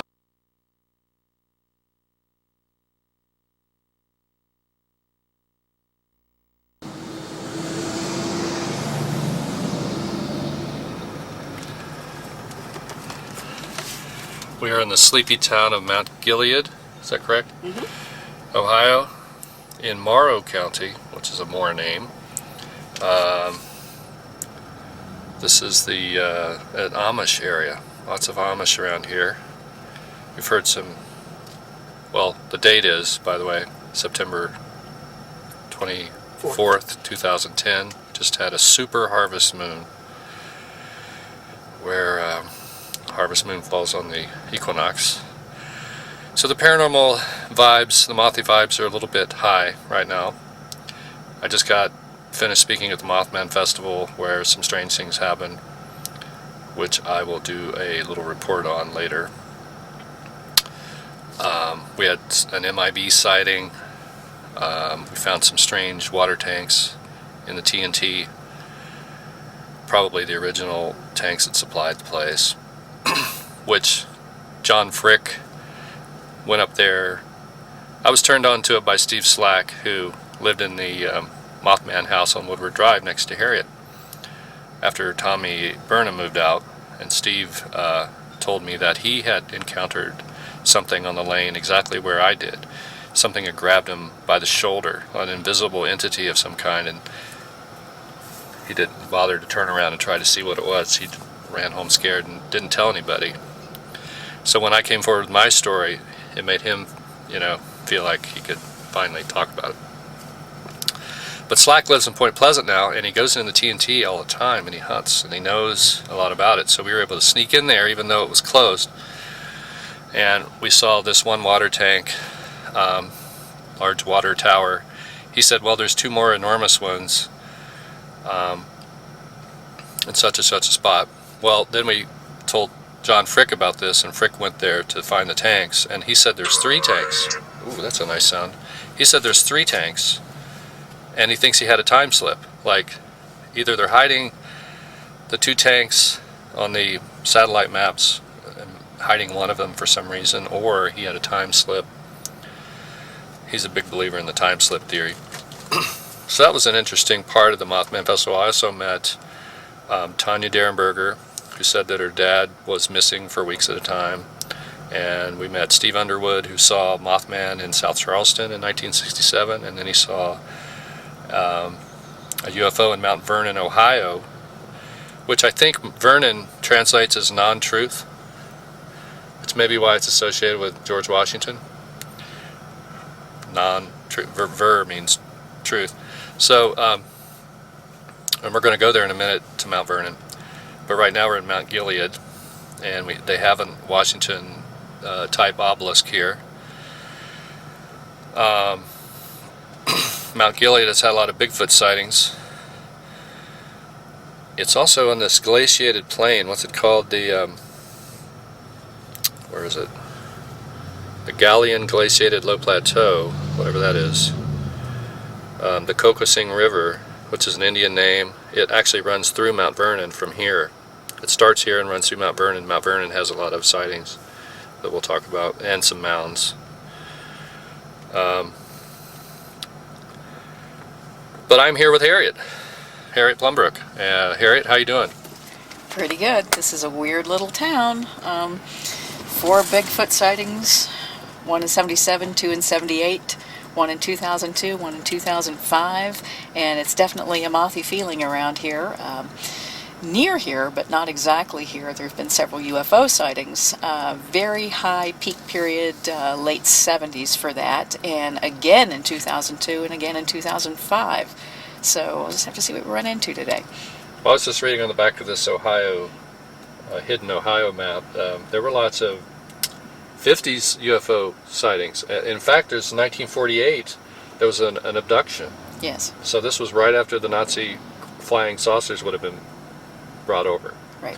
A lot of the people in Ohio were getting hit with the saucer activity. Mm-hmm. And my theory is that the reason we have a gap between the early 50s sightings and the 60s is that the craft that had been built during the war were being used, and they got old and they had to build some more, and that some of the designs had been lost and destroyed at the end of the war, so they had to build them over again.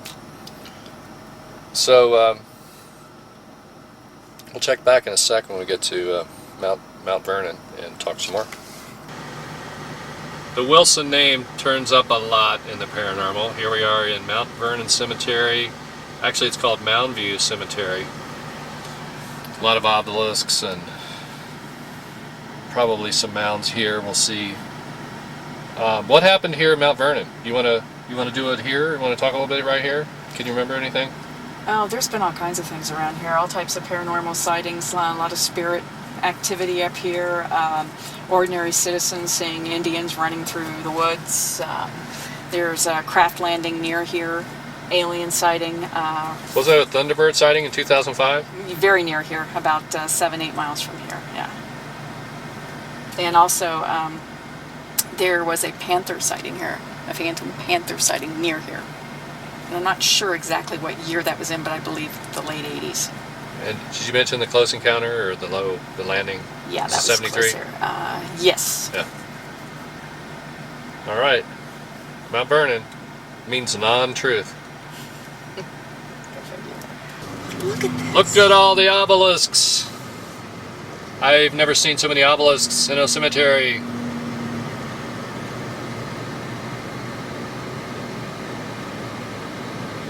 Doesn't work too good. It's hilarious. Here's an old, is that General Sherman? No, this would be a Union cemetery, what this is. It looks like they built that building over there on a mound, or next to a mound. Yeah, this is an old Union cemetery. Oh, that's an old building. There you've got your booby-trapped Masonic crypt. There's one in every old cemetery. We've got multiple booby trap Masonic crypts. There's the Ransom name.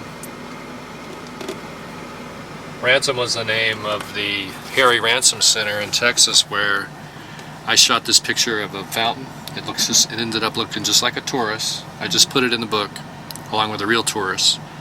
But Ransom turns out to be, that's the location where some of the JFK assassination planning took place at UT Austin. And somebody was leaving pages of different books torn out that would point toward a piece of information, so they wouldn't get caught. And apparently it was George Wing, who was a CIA agent who was involved in the assassination. He taught Spanish at the university, didn't want to get caught, so he was leaving clues in the form of torn pages, and the key ones were found in the Ransom Center library. It's just another strange thing, like, how did I know that at some level? Or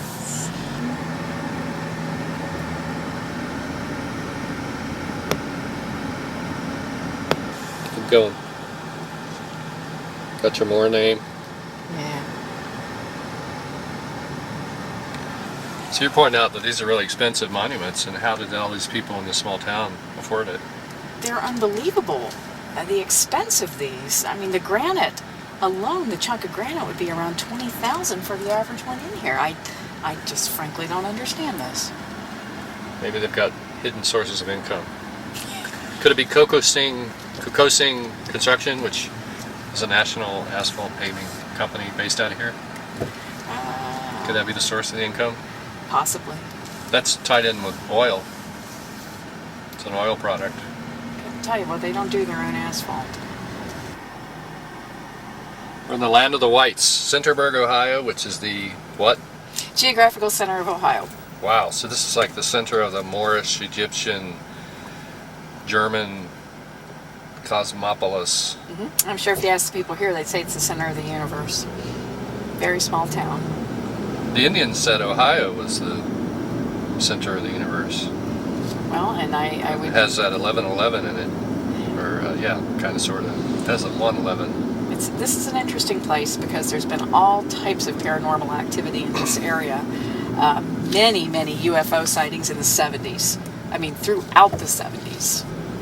And haven't really heard of too much of anything happening recent times up here, but there's been, I don't know about any Mothman sightings or anything, but this was another place that Phantom Panther appeared. Yeah, that Phantom Panther that seems to be able to cover the whole state, and then West Virginia. Yeah. I think Steve Slack was talking about the Phantom Panther too. Like somebody had seen it up there. One of his neighbors. You gotta wonder what kind of spirit form that is. Is that a shapeshifter? What is that? And why do so many people see it? Why do people that are with witnesses not see it? June 18th, 2011. We're at the towers with the big water tanks on top of the TNT area, Camp Conley Road. I'm here with the Frick brothers and Lisa Nesvig. Connie Lytle and Steve Ward is coming up the right way there. We are going to set up a camera attachment to try to see what's on top of these things. See if they have tops on them or not. It's possible theory is that these could have been the place where the UFOs flew in and out of. And then earlier there was a situation where John and Tim were here and they thought they saw 3 tanks instead of the 2 that were here. And could you give your opinion on what you think that was, John? Okay, we were here after the Mothman Festival last year in 2010. And when we first got here, we saw the 1 tank, and then we looked over, and through the woods, you could sort of see the second one. And we walked up this road here, and I wanted to look between them to see if they were joined or to see if there was space between them. And from my perception at the time, I couldn't see any space between the first and second tanks. It's too much foliage, and it looked like they may have been joined.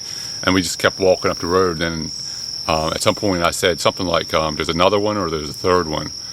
And my brother remembers me saying it, and he remembers seeing 3 tanks too. And then we walked up to that one, or between the second and third one, and I could see sky between those 2.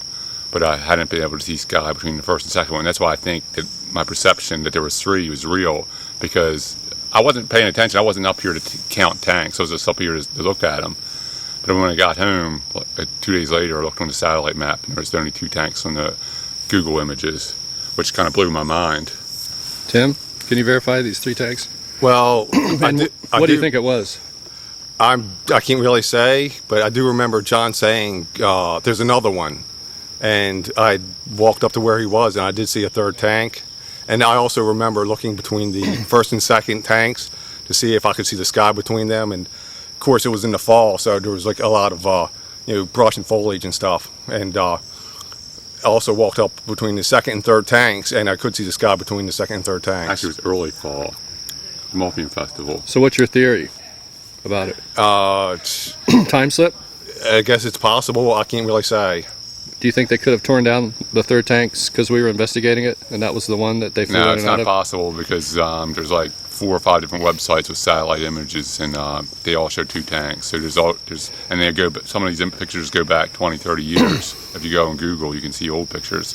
There's always been 2 tanks, but Remember my theory that the 3rd tank was from way back when they were flying him in and out, and they tore it down years ago. Yeah, you told me that. And you've slipped back in time to that point. Yeah, that's possible, but I mean, if you're going to do time slips, yeah, you could slip back in time too. But time slips to me are mainly sideways steps in the parallel universes, where they may have built a 3rd tank and had 3 water tanks for the TNT area instead of 2. That's my theory. Okay. Quantum physics states that there's an infinite amount of parallel universes. It doesn't state we can slip in and out of them, but quantum physics also shows that consciousness affects these particles. So it's possible that our consciousness can guide us briefly into parallel universes. and the subatomic particles do disappear into other dimensions on a regular basis, and they don't know where they go. But they'll, as they map them in the spectrometers or whatever, they seem to disappear and then come back.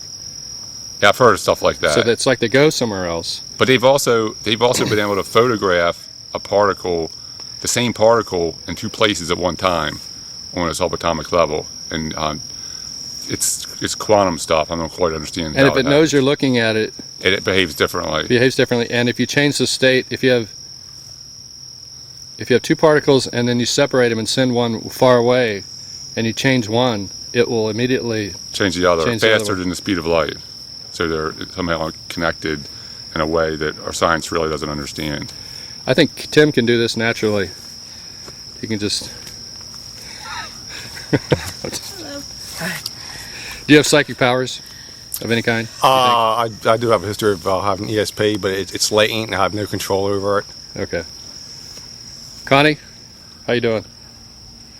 Steve Ward here. Do you want to comment on the time slip possibility? Well, I'm a little skeptical on time slips because yesterday I had my own senior moment where we went to a spot we were trying to find, and I thought, well, this house is blocking the way. This house wasn't here before. And we were looking at it, and of course the house had old shingles on it and so forth. And I realized that I was just down a couple houses from where we were. So the mind is very easy to play tricks, and there does seem to be a legitimate time slip phenomenon. I mean, people have experienced some very anomalous events, but I think in this case, I hope in this case that there were really only 2 towers here to begin with, because if a 3rd one crops up, I'm getting the hell out of here.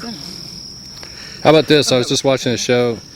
A farmer saw 5 spinning UFOs. They look like little saucers. Recently, I think. Do you think those, they were like metal. Do you think natural UFOs can come from another dimension and appear like that, or do you think those are man-made craft? What's your opinion? It depends on the situation. It depends on the situation. I think there's certainly whatever the answer is, there does seem to be a kind of an intermingling between physical, tangible phenomena, objects, but there also seems to be more of an ethereal or paranormal aspect where things change shape, pop in and out of different areas. So it's in the presence of an EM field, anything could happen almost. Like a strange electromagnetic field, your mind could. Right, exactly. You mentioned that one author that wrote a book that's describing all that. I can't think of his name off the top of my head. But Jim Brandon, Rebirth the Pan? no, but it's a little bit like that. Albert Budden. Yes, that's the one. And he makes a good case for sort of an intermingling of natural forces and EM fields and so forth. Again, that's another thing we don't know is, assuming that the objects are physical or paranormal or whatever they are, we have the perception factor too. We don't know how we are actually perceiving what's really going on there.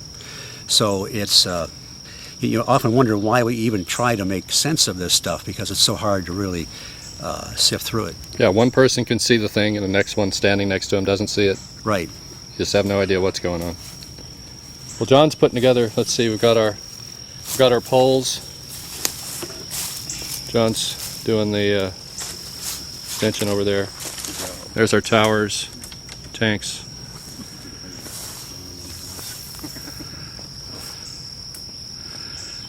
How big do you think these are, John? About a football field? Across? I measured them on a satellite map, and I've measured them on a couple different maps. And the footage is never the same, but like one map would show that they're 120 feet, the other one about 145 feet. Okay, so half a football field. They're about between 120 and 150 feet across, and they're, from my estimations, about maybe 22 feet high, but they're a little higher than we are now because they're slightly up a hill. Yeah. But from here to the top, it's probably like 26 feet, but if you're standing at the base of it, it's probably like 22 feet up. Okay, so this is what. I'm thinking, what's that movie where Schwarzenegger straps on all the guns? Commando. And you say you're going to use show us the camera you're going to use. Actually, we're going to use one my brother has. It's taped on already. All right. It needs to be light. Oh, okay. I'm going to set it on video, so we're just going to videotape down into there. Or maybe it was for storing something? That way you can post it to the internet. I don't know. Get lots of hits.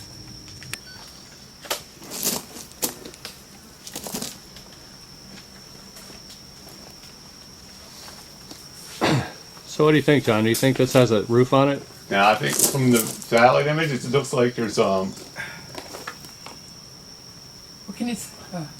Yeah, it's going to take a while for it to stop rocking.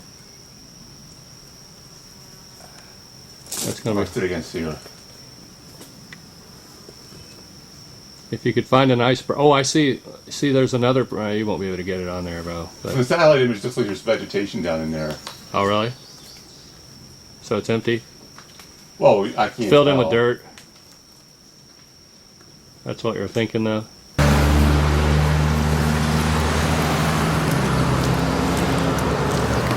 Okay, we've come down from the mountain, so to speak. Boy, the lighting's bad. Here we go. And we're now walking, we're here where Camp Conley, near where Camp Conley dumps out. Low-flying UFO area. And we're heading to Cornstalk Spring, which supposedly was the center of the original Indian village here in Point Pleasant.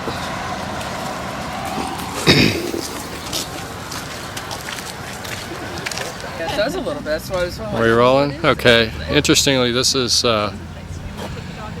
this spring is also where the dog was found mutilated during the Mothman flap, which I think was mutilated by David Ferry because he was into mutilating animals, supposedly. But when they came back, it was gone, right? It just so happens to be the center of the old Cornstalk village. Was somebody trying to... We just heard a theory that a guy named Rolf Lee owned an inn here that he may have amplified the whole Mothman scare to get more business to come into the inn. So maybe he had some helpers who put the animal there to create the legend or make it, or was it a real occult working where somebody wanted to place a dead animal at the center of the old village? What do you think, John? The animal was there the very first night of the first sighting here, so they'd have no way of knowing the timing. I don't believe that at all. It's a symbolic thing, though, because it's here. Well, I think whatever dropped it here for a reason. There used to be 2 Indian mounds here back in the 70s that I was told that were torn out probably in the 70s. And then you have the spring, which was supposedly the center of Chief Cornstalk's village, right there too. So you have 2 significant things right here, and then you have the dog that was dropped right here too. I don't know why it all happened, but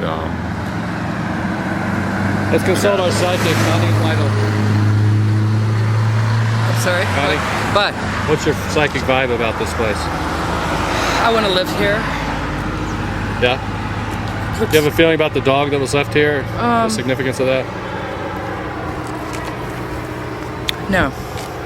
Sorry. I do have. You just want to live here? Yeah, I just want to live here. Possibly as many as 3 German Shepherd dogs went disappeared in that at that time frame. Merle Partridge's dog disappeared. Then the next night, this dog was found. Was it Merle Partridge's dog? And 5 days later, or 4 or 5 days later, in the newspaper, somebody found a dog across the river. All German Shepherds. Right. Were they all the same dog, or was 3 different German Shepherds killed by UFOs? Because Merle Partridge said there were spinning red lights, and the one across the river, the dog was in the center of a round depression, almost like a crop circle. So you have UFOs tied into 2 of the things. The third incident, Mothman was tied in because they had just been chased out of the TNT area by Mothman. Now, was the dog left here by Mothman, or was it left here by the UFO phenomena that got Merle Partridge's dog and left the dog across there, or are they all the same dog? Nobody really knows. But there's a newspaper clipping from a newspaper from a Gallipolis ferry, from a Gallipolis newspaper, sometime around November 20th, 1966, and it talks about Sky William Watson and found a dog in this round circular circle across the river, maybe 2 miles in that direction. I think it was one of the ex-Nazis that was driving one of the saucers, had been traumatized as a youth by a German Shepherd in Germany, and he had it out for German Shepherds, and so he was going around taking them out. Could be. That hard to believe, and Mothman came in to put it to. Anyway, I showed the newspaper Expose. clipping to Merle Partridge and gave it to him, and when he read it, the first thing he said was, "They found my dog." So he was under the impression that the dog that they found over there was the dog that was dropped here and then left over there. That's interesting. It's good. This is called Simon's Old Town Farm, and right over here we have the old spring.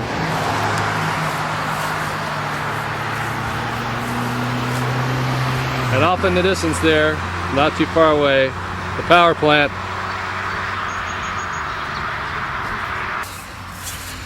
Okay, the group has abandoned me here, and I'm in the center of the circle. This would be the council circle for Chief Cornstalk. I'll just go around. You can see the trees behind me. This is a ring of trees, no doubt about it. We've got the water over here of the spring. You can see this is this farm that's here. There's the water, still flowing out. Okay, I'm in Kanauga, Ohio, which is across this river from Point Pleasant. And earlier, I guess it was late 2010, a business lady and her friend were here visiting, and they were staying at this hotel, which is now the Quality Inn, was the Holiday Inn. And John will tell you what happened, but what I was interested in, John, was the fact that we're very close to where the Silver Bridge came across the water. If Mothman was seen here, he was seen 100 yards, I don't know, a couple hundred yards from where the Silver Bridge came across. Yeah, the Silver Bridge went across, probably that way. Well, the railroad trestle's right there. No, I'm sorry. The railroad trestle? Yeah, we almost came to the railroad trestle, and then it was right on the other side of the railroad. Oh. We're right across from the low right now. Okay, yeah, the river's that way. Yeah, I'm not even 100% sure where the railroad trestle's at, but it's around here either that way a little bit or that way a little bit, I'm not sure. But yeah, we're fairly close to where the Silver Bridge went across.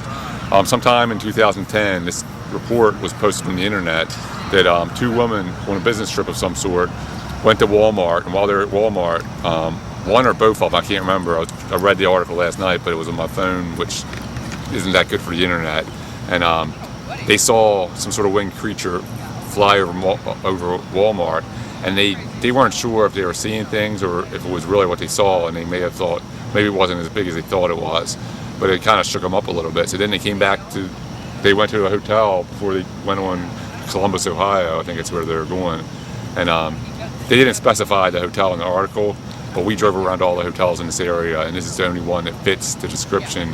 That there's a second floor, which you can see, the second floor, and it faces a field in the back.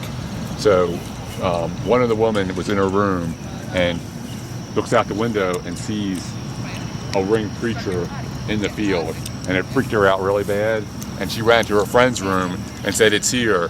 The thing we saw earlier has followed us here and knows we saw it," and she was terrified. And both women were rather shooken up, and the scared lady stayed with her friend because she was too afraid to go back to her own room. But this has to be the field, because there's the second floor windows would be along there, and there's a light over here that would illuminate this part of the field, and there's a light way over there that would illuminate that part of the field. So Mothman was probably within the light, so they could actually see this shape and all the wings and everything, because there's like a being of darkness over in this area, where if he was in there, you wouldn't be able to see much detail. So he was probably over by that light or anywhere in this part of the field, because there's a light over here that was lighting this whole area up last night when I came out here.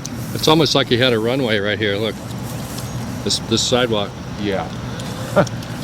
I don't think he needed a runway, but yeah.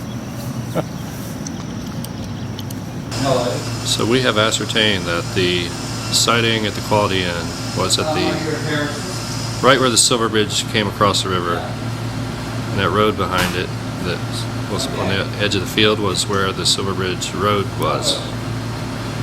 So, and the date was in August of 2010, which may have some occult meaning, who knows? Any thoughts, anybody? I think that the people that reported this incident had absolutely no knowledge of probably had no knowledge as to where the bridge had gone across, and so I think it gives this particular report possibly a little more credibility, that it seems to line up with other factors when these are people that obviously, even if they concocted a hoax, it'd be quite a coincidence that they picked just the same area where the bridge had gone across before. Yeah, and they didn't want their names printed or anything. So right. It wasn't like they were seeking publicity. They didn't seem to know anything about Mothman. Right. So we might actually have a more recent Mothman report that is legitimate. Yeah. Wonder what it could mean. What's going on in August? What's going on in August? What was going on in August? BP spill? Let's see, BP spill. I'd have to go back in the archives. I don't really know. You have those with you, don't you? Yes, right in my wallet. We're rolling. That's the way I drink Okay. it. Yeah, I got it. Yeah, that's the way I drink it. When I first listened to your DVD, The Mothman's Photography, you had... Thanks for the plug. You and a couple other ladies, yes, available on Amazon. Or is it eBay, I guess? You and a couple of ladies. Now, who was there? Was Harriet there that night or not? Yes. It was Harriet, and who was the other lady? That was your sister. My niece. Your niece, okay. And you went out. Now, this spot on Woodward Drive was close to where you had your first Mothman sighting, or the shadow being, or whatever it was. That was my second. A second one, across from. Now, is this across from where you built the shrine? This area was. Yes. That? Okay. And so, what prompted you to go out to this place that night? I mean, what made you decide to go out to this area where you? What led you to? I came back to do some filming. Okay. And So, what time of night was it that you went out there? Do you recall? midnight. Okay, midnight. And It was the 50th anniversary of that Washington, D.C. UFO invasion. Ah, okay. But we didn't know that. Right. At the time. And you all had what would we call them? Psychic impressions, feelings. I mean, they seemed like it hit you like a ton of bricks. I mean, this wasn't something subtle or mild. You also saw visually, like energy forms or something like that. I saw them the least, but I'm Right. not prone to seeing stuff. Right, but you did see something, or did you? Yeah, I thought I saw Yeah, Right. a film or something, like a sparkly film, misty. And one of the ladies, I think, as I recall, their necklace started to heat up. And you did a recording, and you did in your original set, you had an audio CD. Right. I guess maybe it was too dark to come out on the camera, I Right. presume? Okay. Right. And I mean, you could tell it was really affecting you. You were breathing very heavily. Yeah. And you Terrified. could tell That's the scariest place in emotion. the Was it world. scary? It was It's the fear. scariest place in the world. Yeah. At Really. night. And this is Still. now. I've been on Woodward Drive, and this is, when I first saw your DVD, I had the impression that, from the camera angles, I had the impression that this is like a fairly wide street, and there's a lot of room there. And coming from Michigan, and going to West Virginia and looking at the narrow roads that wind through the hills, I think, why do these people drive so fast on these roads? So you really didn't have much room there. I mean, you were off on the edge of the road somewhere. When we're walking? Yeah, no, we're just in the middle of the road. You're right, There's you're right standing in the middle of the road. There's nobody driving up and down that Okay, thing. at that time of There's only night. a few houses up there. All right. So, Right in that field below is where the school was, that Manson probably Right. took down. okay, And then the guy that was living in the house, when I saw my thing there, is now lives in Point Pleasant, and that's where we're staying, his Right. house. And he said he told me yesterday, it glided at him and grabbed him, which is exactly what I saw. I saw something gliding. right. And he just added that detail without knowing anything about my story. But he said he didn't hear it. He didn't hear footsteps. It just sort of zoomed up on him. So you guys just went out there because you've been doing filming, and you thought, well, let's stand a watch more or less late at night in this particular area to see what happens. I mean, was it anything more than that prompted you guys to go out there? There was so much energy going on because we just figured out what all. And of course, The Harriet's very 911 thing had happened not too Right. long before that and everything. and of course Harriet's very sensitive. It was And high your niece, energy. your niece also very sensitive. Yeah. Yes. Okay. And of course, this was right near the same area where you and your childhood friend experienced, we could say, high strangeness at the very least. Okay. How do you process the experience out there? What was going on? Do you think that this is something that would have been going on there anyway? Something that if nobody was around would have occurred? Did you and the two people with you create this phenomena somehow, or did you interface with something that was already there? I mean, how do you process this? Yeah, that too. So, Interface with something that's there. right. So It kind of took us to be there. So your individual consciousness and whatever was naturally occurring here and had occurred for years Yeah, reacted because somehow. other people that live there, I don't think are seeing anything. Right. But Right your whole now- family right now. has had. I think earlier when we were young, it was strong enough that several people saw things. Yeah, yeah. And that energy still carries on. So if you go back there again, it's more likely to pick on you. Right. Okay. So it sort of remembers you. I think so. Like there's some kind of an imprint or Yes, something there. definitely got that feeling. Afterwards, I know you guys talked about it, and you talked about it a little bit on the DVD. What were your impressions then, and how do you think about that experience now as you look back several years prior to? Which one? To the earlier one? Yeah, not necessarily. Well, yeah, either one. However, how do you process the whole thing? And this something about this geographical spot, high strangeness, has affected you and your family, and you had this really bizarre experience that night. I don't know that I could put it together. I don't know that I could make sense of it. I just wonder if you. Well, had what anything- I put it together as it was showing us reflections of ourselves, and it was observing our reactions to the reflections as some sort of learning process or something. Okay. And then, because after that, I got visions of a drowning in the river, but it seemed to be connected to Harriet's house. Because I kept saying murder, murder. I was having another set of visions, which I've only had those 2 times have I had visions. Right. And then later we found the woman who lived in her house after she moved, and that lady said, my caretaker drowned in the river. And I immediately began to suspect that she killed him. But I can't, I'll have to edit that out. Yeah, edit that out. But that was my do the feeling. beep on that. my feeling at the time. I had a weird dream that made me think, and she said, oh, I used to wake up in the middle of the night with terror attacks, this other lady. And the whole thing about it was very strange. There was all this weird mail in the house. She had owned the house longer than anybody else. And all these different pieces of mail we found there from dozens of people, some of whom she mentioned had lived there. I just thought, why was their mail still there? I don't know, it just creeped me out. So, but then 3 days after the vision, they were dragging somebody out of the river. Right. In that same place where I dreamed of, or had the vision of. So I don't know And how if soon? I saw a past or present or a future event. And how close was that vision again of the person in the river to that experience you had on Woodward Drive that night with the two young ladies? It wasn't the same exactly. Okay. I just saw EMT people. Right, but I mean, River. how when you had that vision, how close was it to the experience on Woodward Drive with the vortex? In other words, in time. Just right after. Right afterwards. Okay, like that. Okay, within Yeah, like days it was or- trying to reveal some murder through me. Okay, really. Right off the bat. Okay. Yeah, and it seemed connected to Magic Island, which is why I took these guys there to do the ghost box experiments. So And we got all kinds of clues about injured cold and all kinds of stuff. you would look at this as possibly a positive experience then, although But there was a bridge collapse at Magic Island too in 1903 when the Crowley thing happened.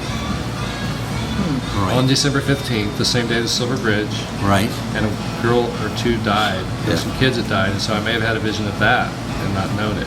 I don't know what the vision was of. It was just somebody drowning.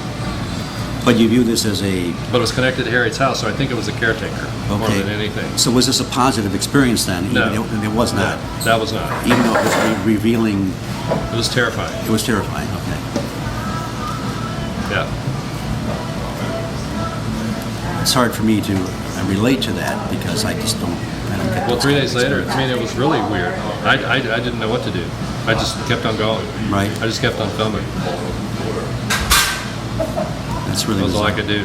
Well, it must be, you know, if I had a spot or a geographical spot close to where I lived like that, I'd be. Well, let's you go know, there tonight. We got time. I'm game. It's an hour. All right. It's an hour to get there. Let's go to the Woodward Drive Vortex. It's Saturday night. They might hassle us. The guy who lives next to he lives in the field now where the school was. Oh, okay. He's a sheriff's, or he was a sheriff's deputy. I don't know if he Oh. still is. But I know him, so he probably wouldn't do anything. It might be difficult to explain. Sir, we're not out here creating any mischief. We're just trying to examine your vortex. Well, last time we went up there again after that. He drove by. He went up there and drove by us, and we just waved at him. From August of last year was, if you look here, here's the hotel, the Quality Inn. You can see on the sign there, right there, Quality Inn. And over there is where he took off from, like behind where that guy is, getting in the car. And if you swivel the camera, we have a church here. New Life Church of God. Churches are often placed on sacred spots. And this is where the Silver Bridge came across the river down here. You see the barge across the river there. The seawall and the old trestle in this flat space in the field over here with the guardrail. That's probably the guardrail from the parking area that was right next to the base of the bridge. And then an old trailer. They still keep that area nice and mowed as they do over next to the hotel that we saw yesterday. It was nicely mowed. You got any impressions here, please? Psychic impressions? No. Do you think the Mothman was really seen here? Possibly. Seems like a real story because, you know, they didn't name who they were. They didn't say who they were. They didn't want to be known. The witnesses. Right. They didn't really seem to know that this was in a significant spot. Cool. Okay, so you met a lady that now owns this property where the Silver Bridge was, and she said what? She took the floor of the Silver Bridge and she made a boat ramp. So this stuff here? Yeah. So, is it sacred? Can we walk on it? I walked on it.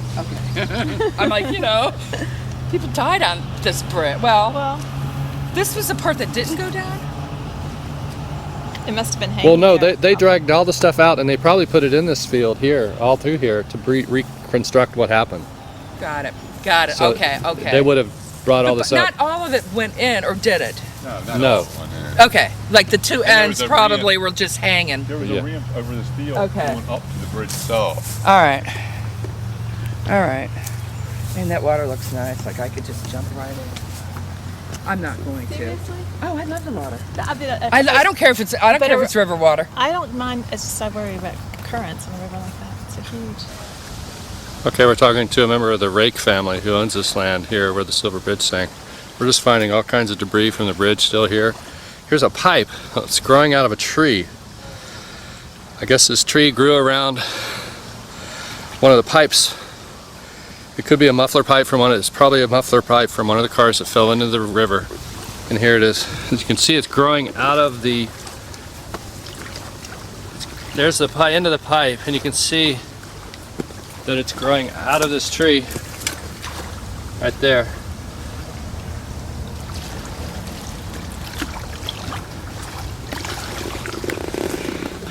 There's also some chunks of the bed of the river, of the bridge, where the trucks, the pavement. There's a bunch of chunks of that, which you saw earlier, but there's a whole bunch of them just laying up against the side of the river here, and there's a really strange piece of slate. There's a couple of them with holes drilled in them. It's kind of a mystery. Here's some of the pavement still in the water.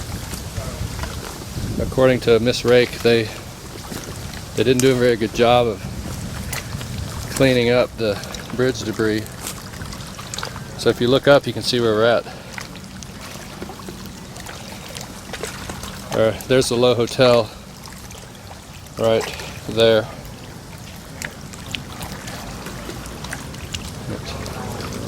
Twisted concrete, so forth. And here's those strange pieces of slate.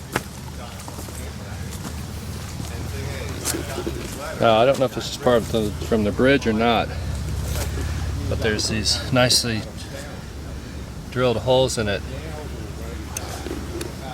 There's another piece.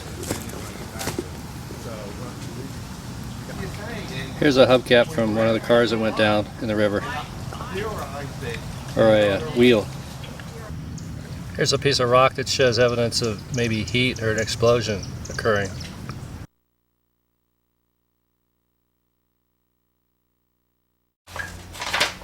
Hi, it is June 22nd, 2011, one of the most paranormal days of the year, usually, June 22nd, 23rd. Trying to fit a little summary here into 8 minutes. I've got a sheet of notes, as I do on my radio show. I'll just plow into them, try to get you caught up on what's happened in the last year or so in the Mothman world. Most recently here in May, specifically May 21st, we had a read-op, what I call a read-op. The rapture, end of the world, alien attack, and disclosure all came together at once. Of course, the world didn't end. We've had some different sightings recently of Mothman, one in Scary, West Virginia.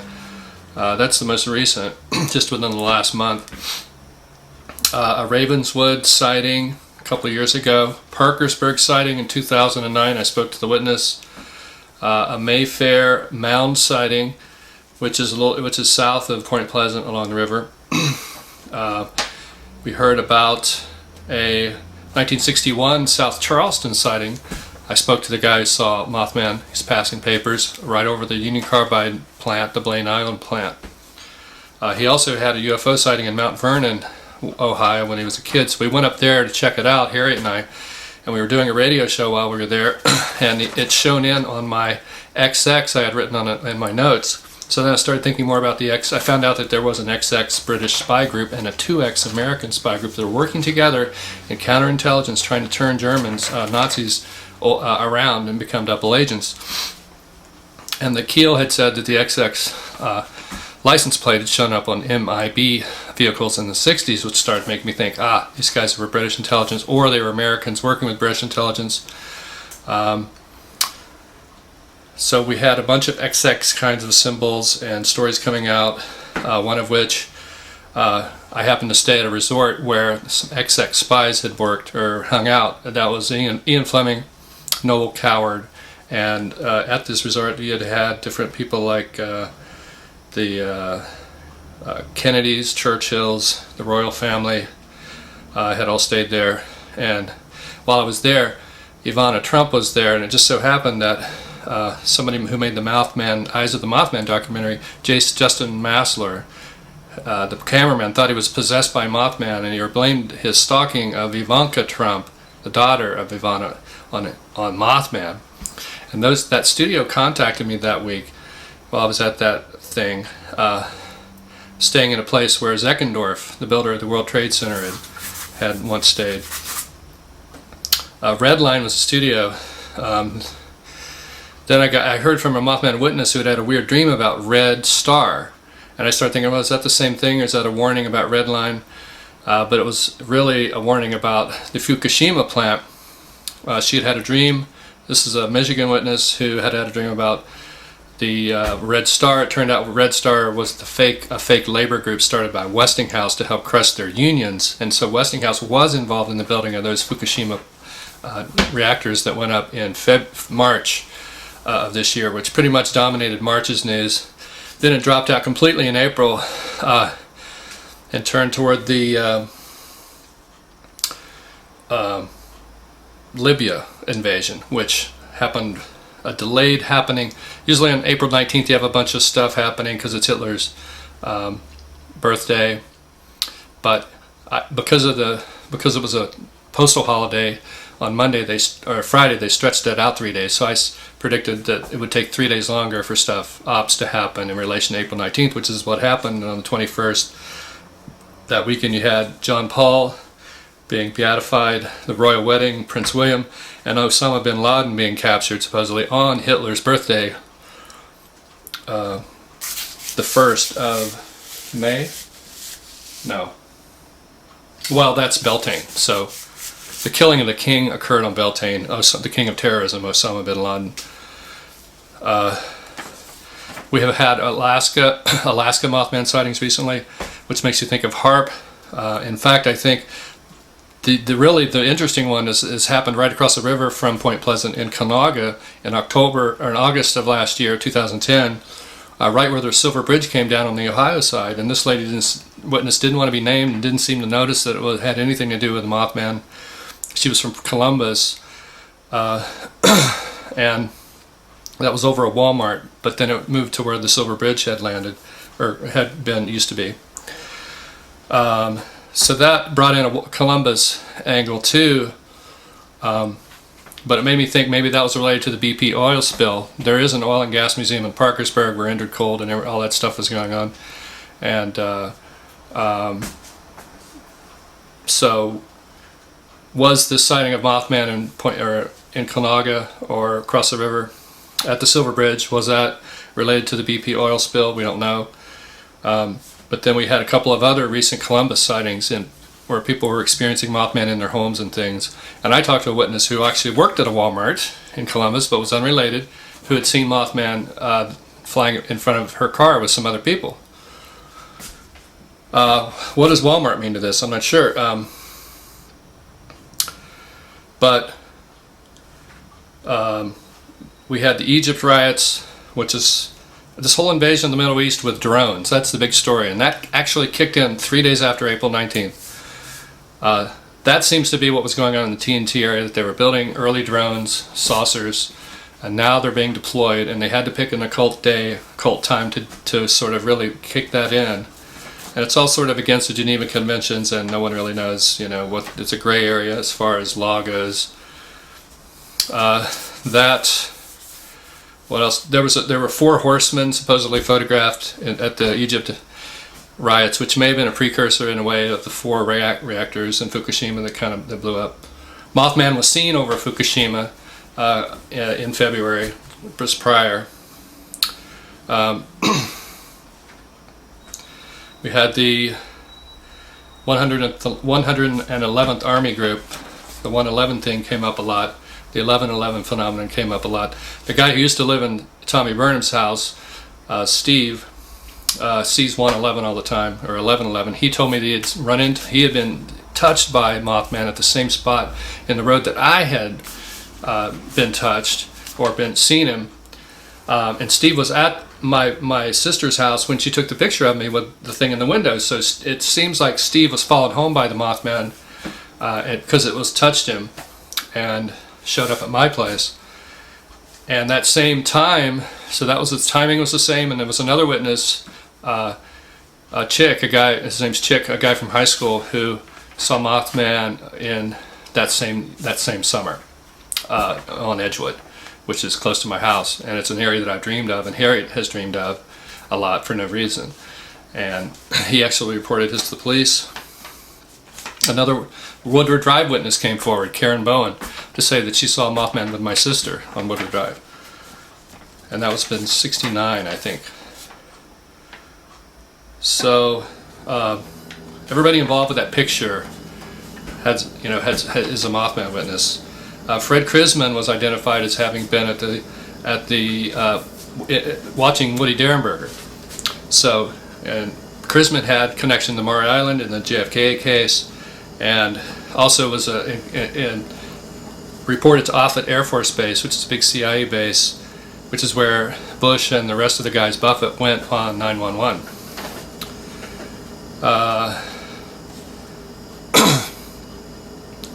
Tanya Derenberger thought that the Alan Greenfield man in black in the photo that he took is probably Indrid Cold. When I showed that picture to Harriet, she said that's the guy that was hanging around on her lane, and that he may have been connected with Jack Bruno, the mobster next door, if you'll recall. By the way, Jack Brown was one of the men in black that was seen, so that seems like it might be a reference to Bruno. Cold's other contactee, Alan Roberts, the psychologist, was treating Tommy. So you got lots of this activity in the same place. So that's a lot of stuff, and probably doesn't may not hang together all totally, but that's what I've got so far, and it's been a busy this last year has been very busy, and I was hoping this was going to be our last episode, but you never know. But I do want to plug this while I have a chance. This is Eye of the Mothman, which was named that before the Eyes of the Mothman documentary came out. This is the second soundtrack CD we have to the video series. Lots of good stuff in there by the Interdimensional Vortex League. So it's been great having you here at the Mothman's Photographer, and we hope to see you in the future. Bye.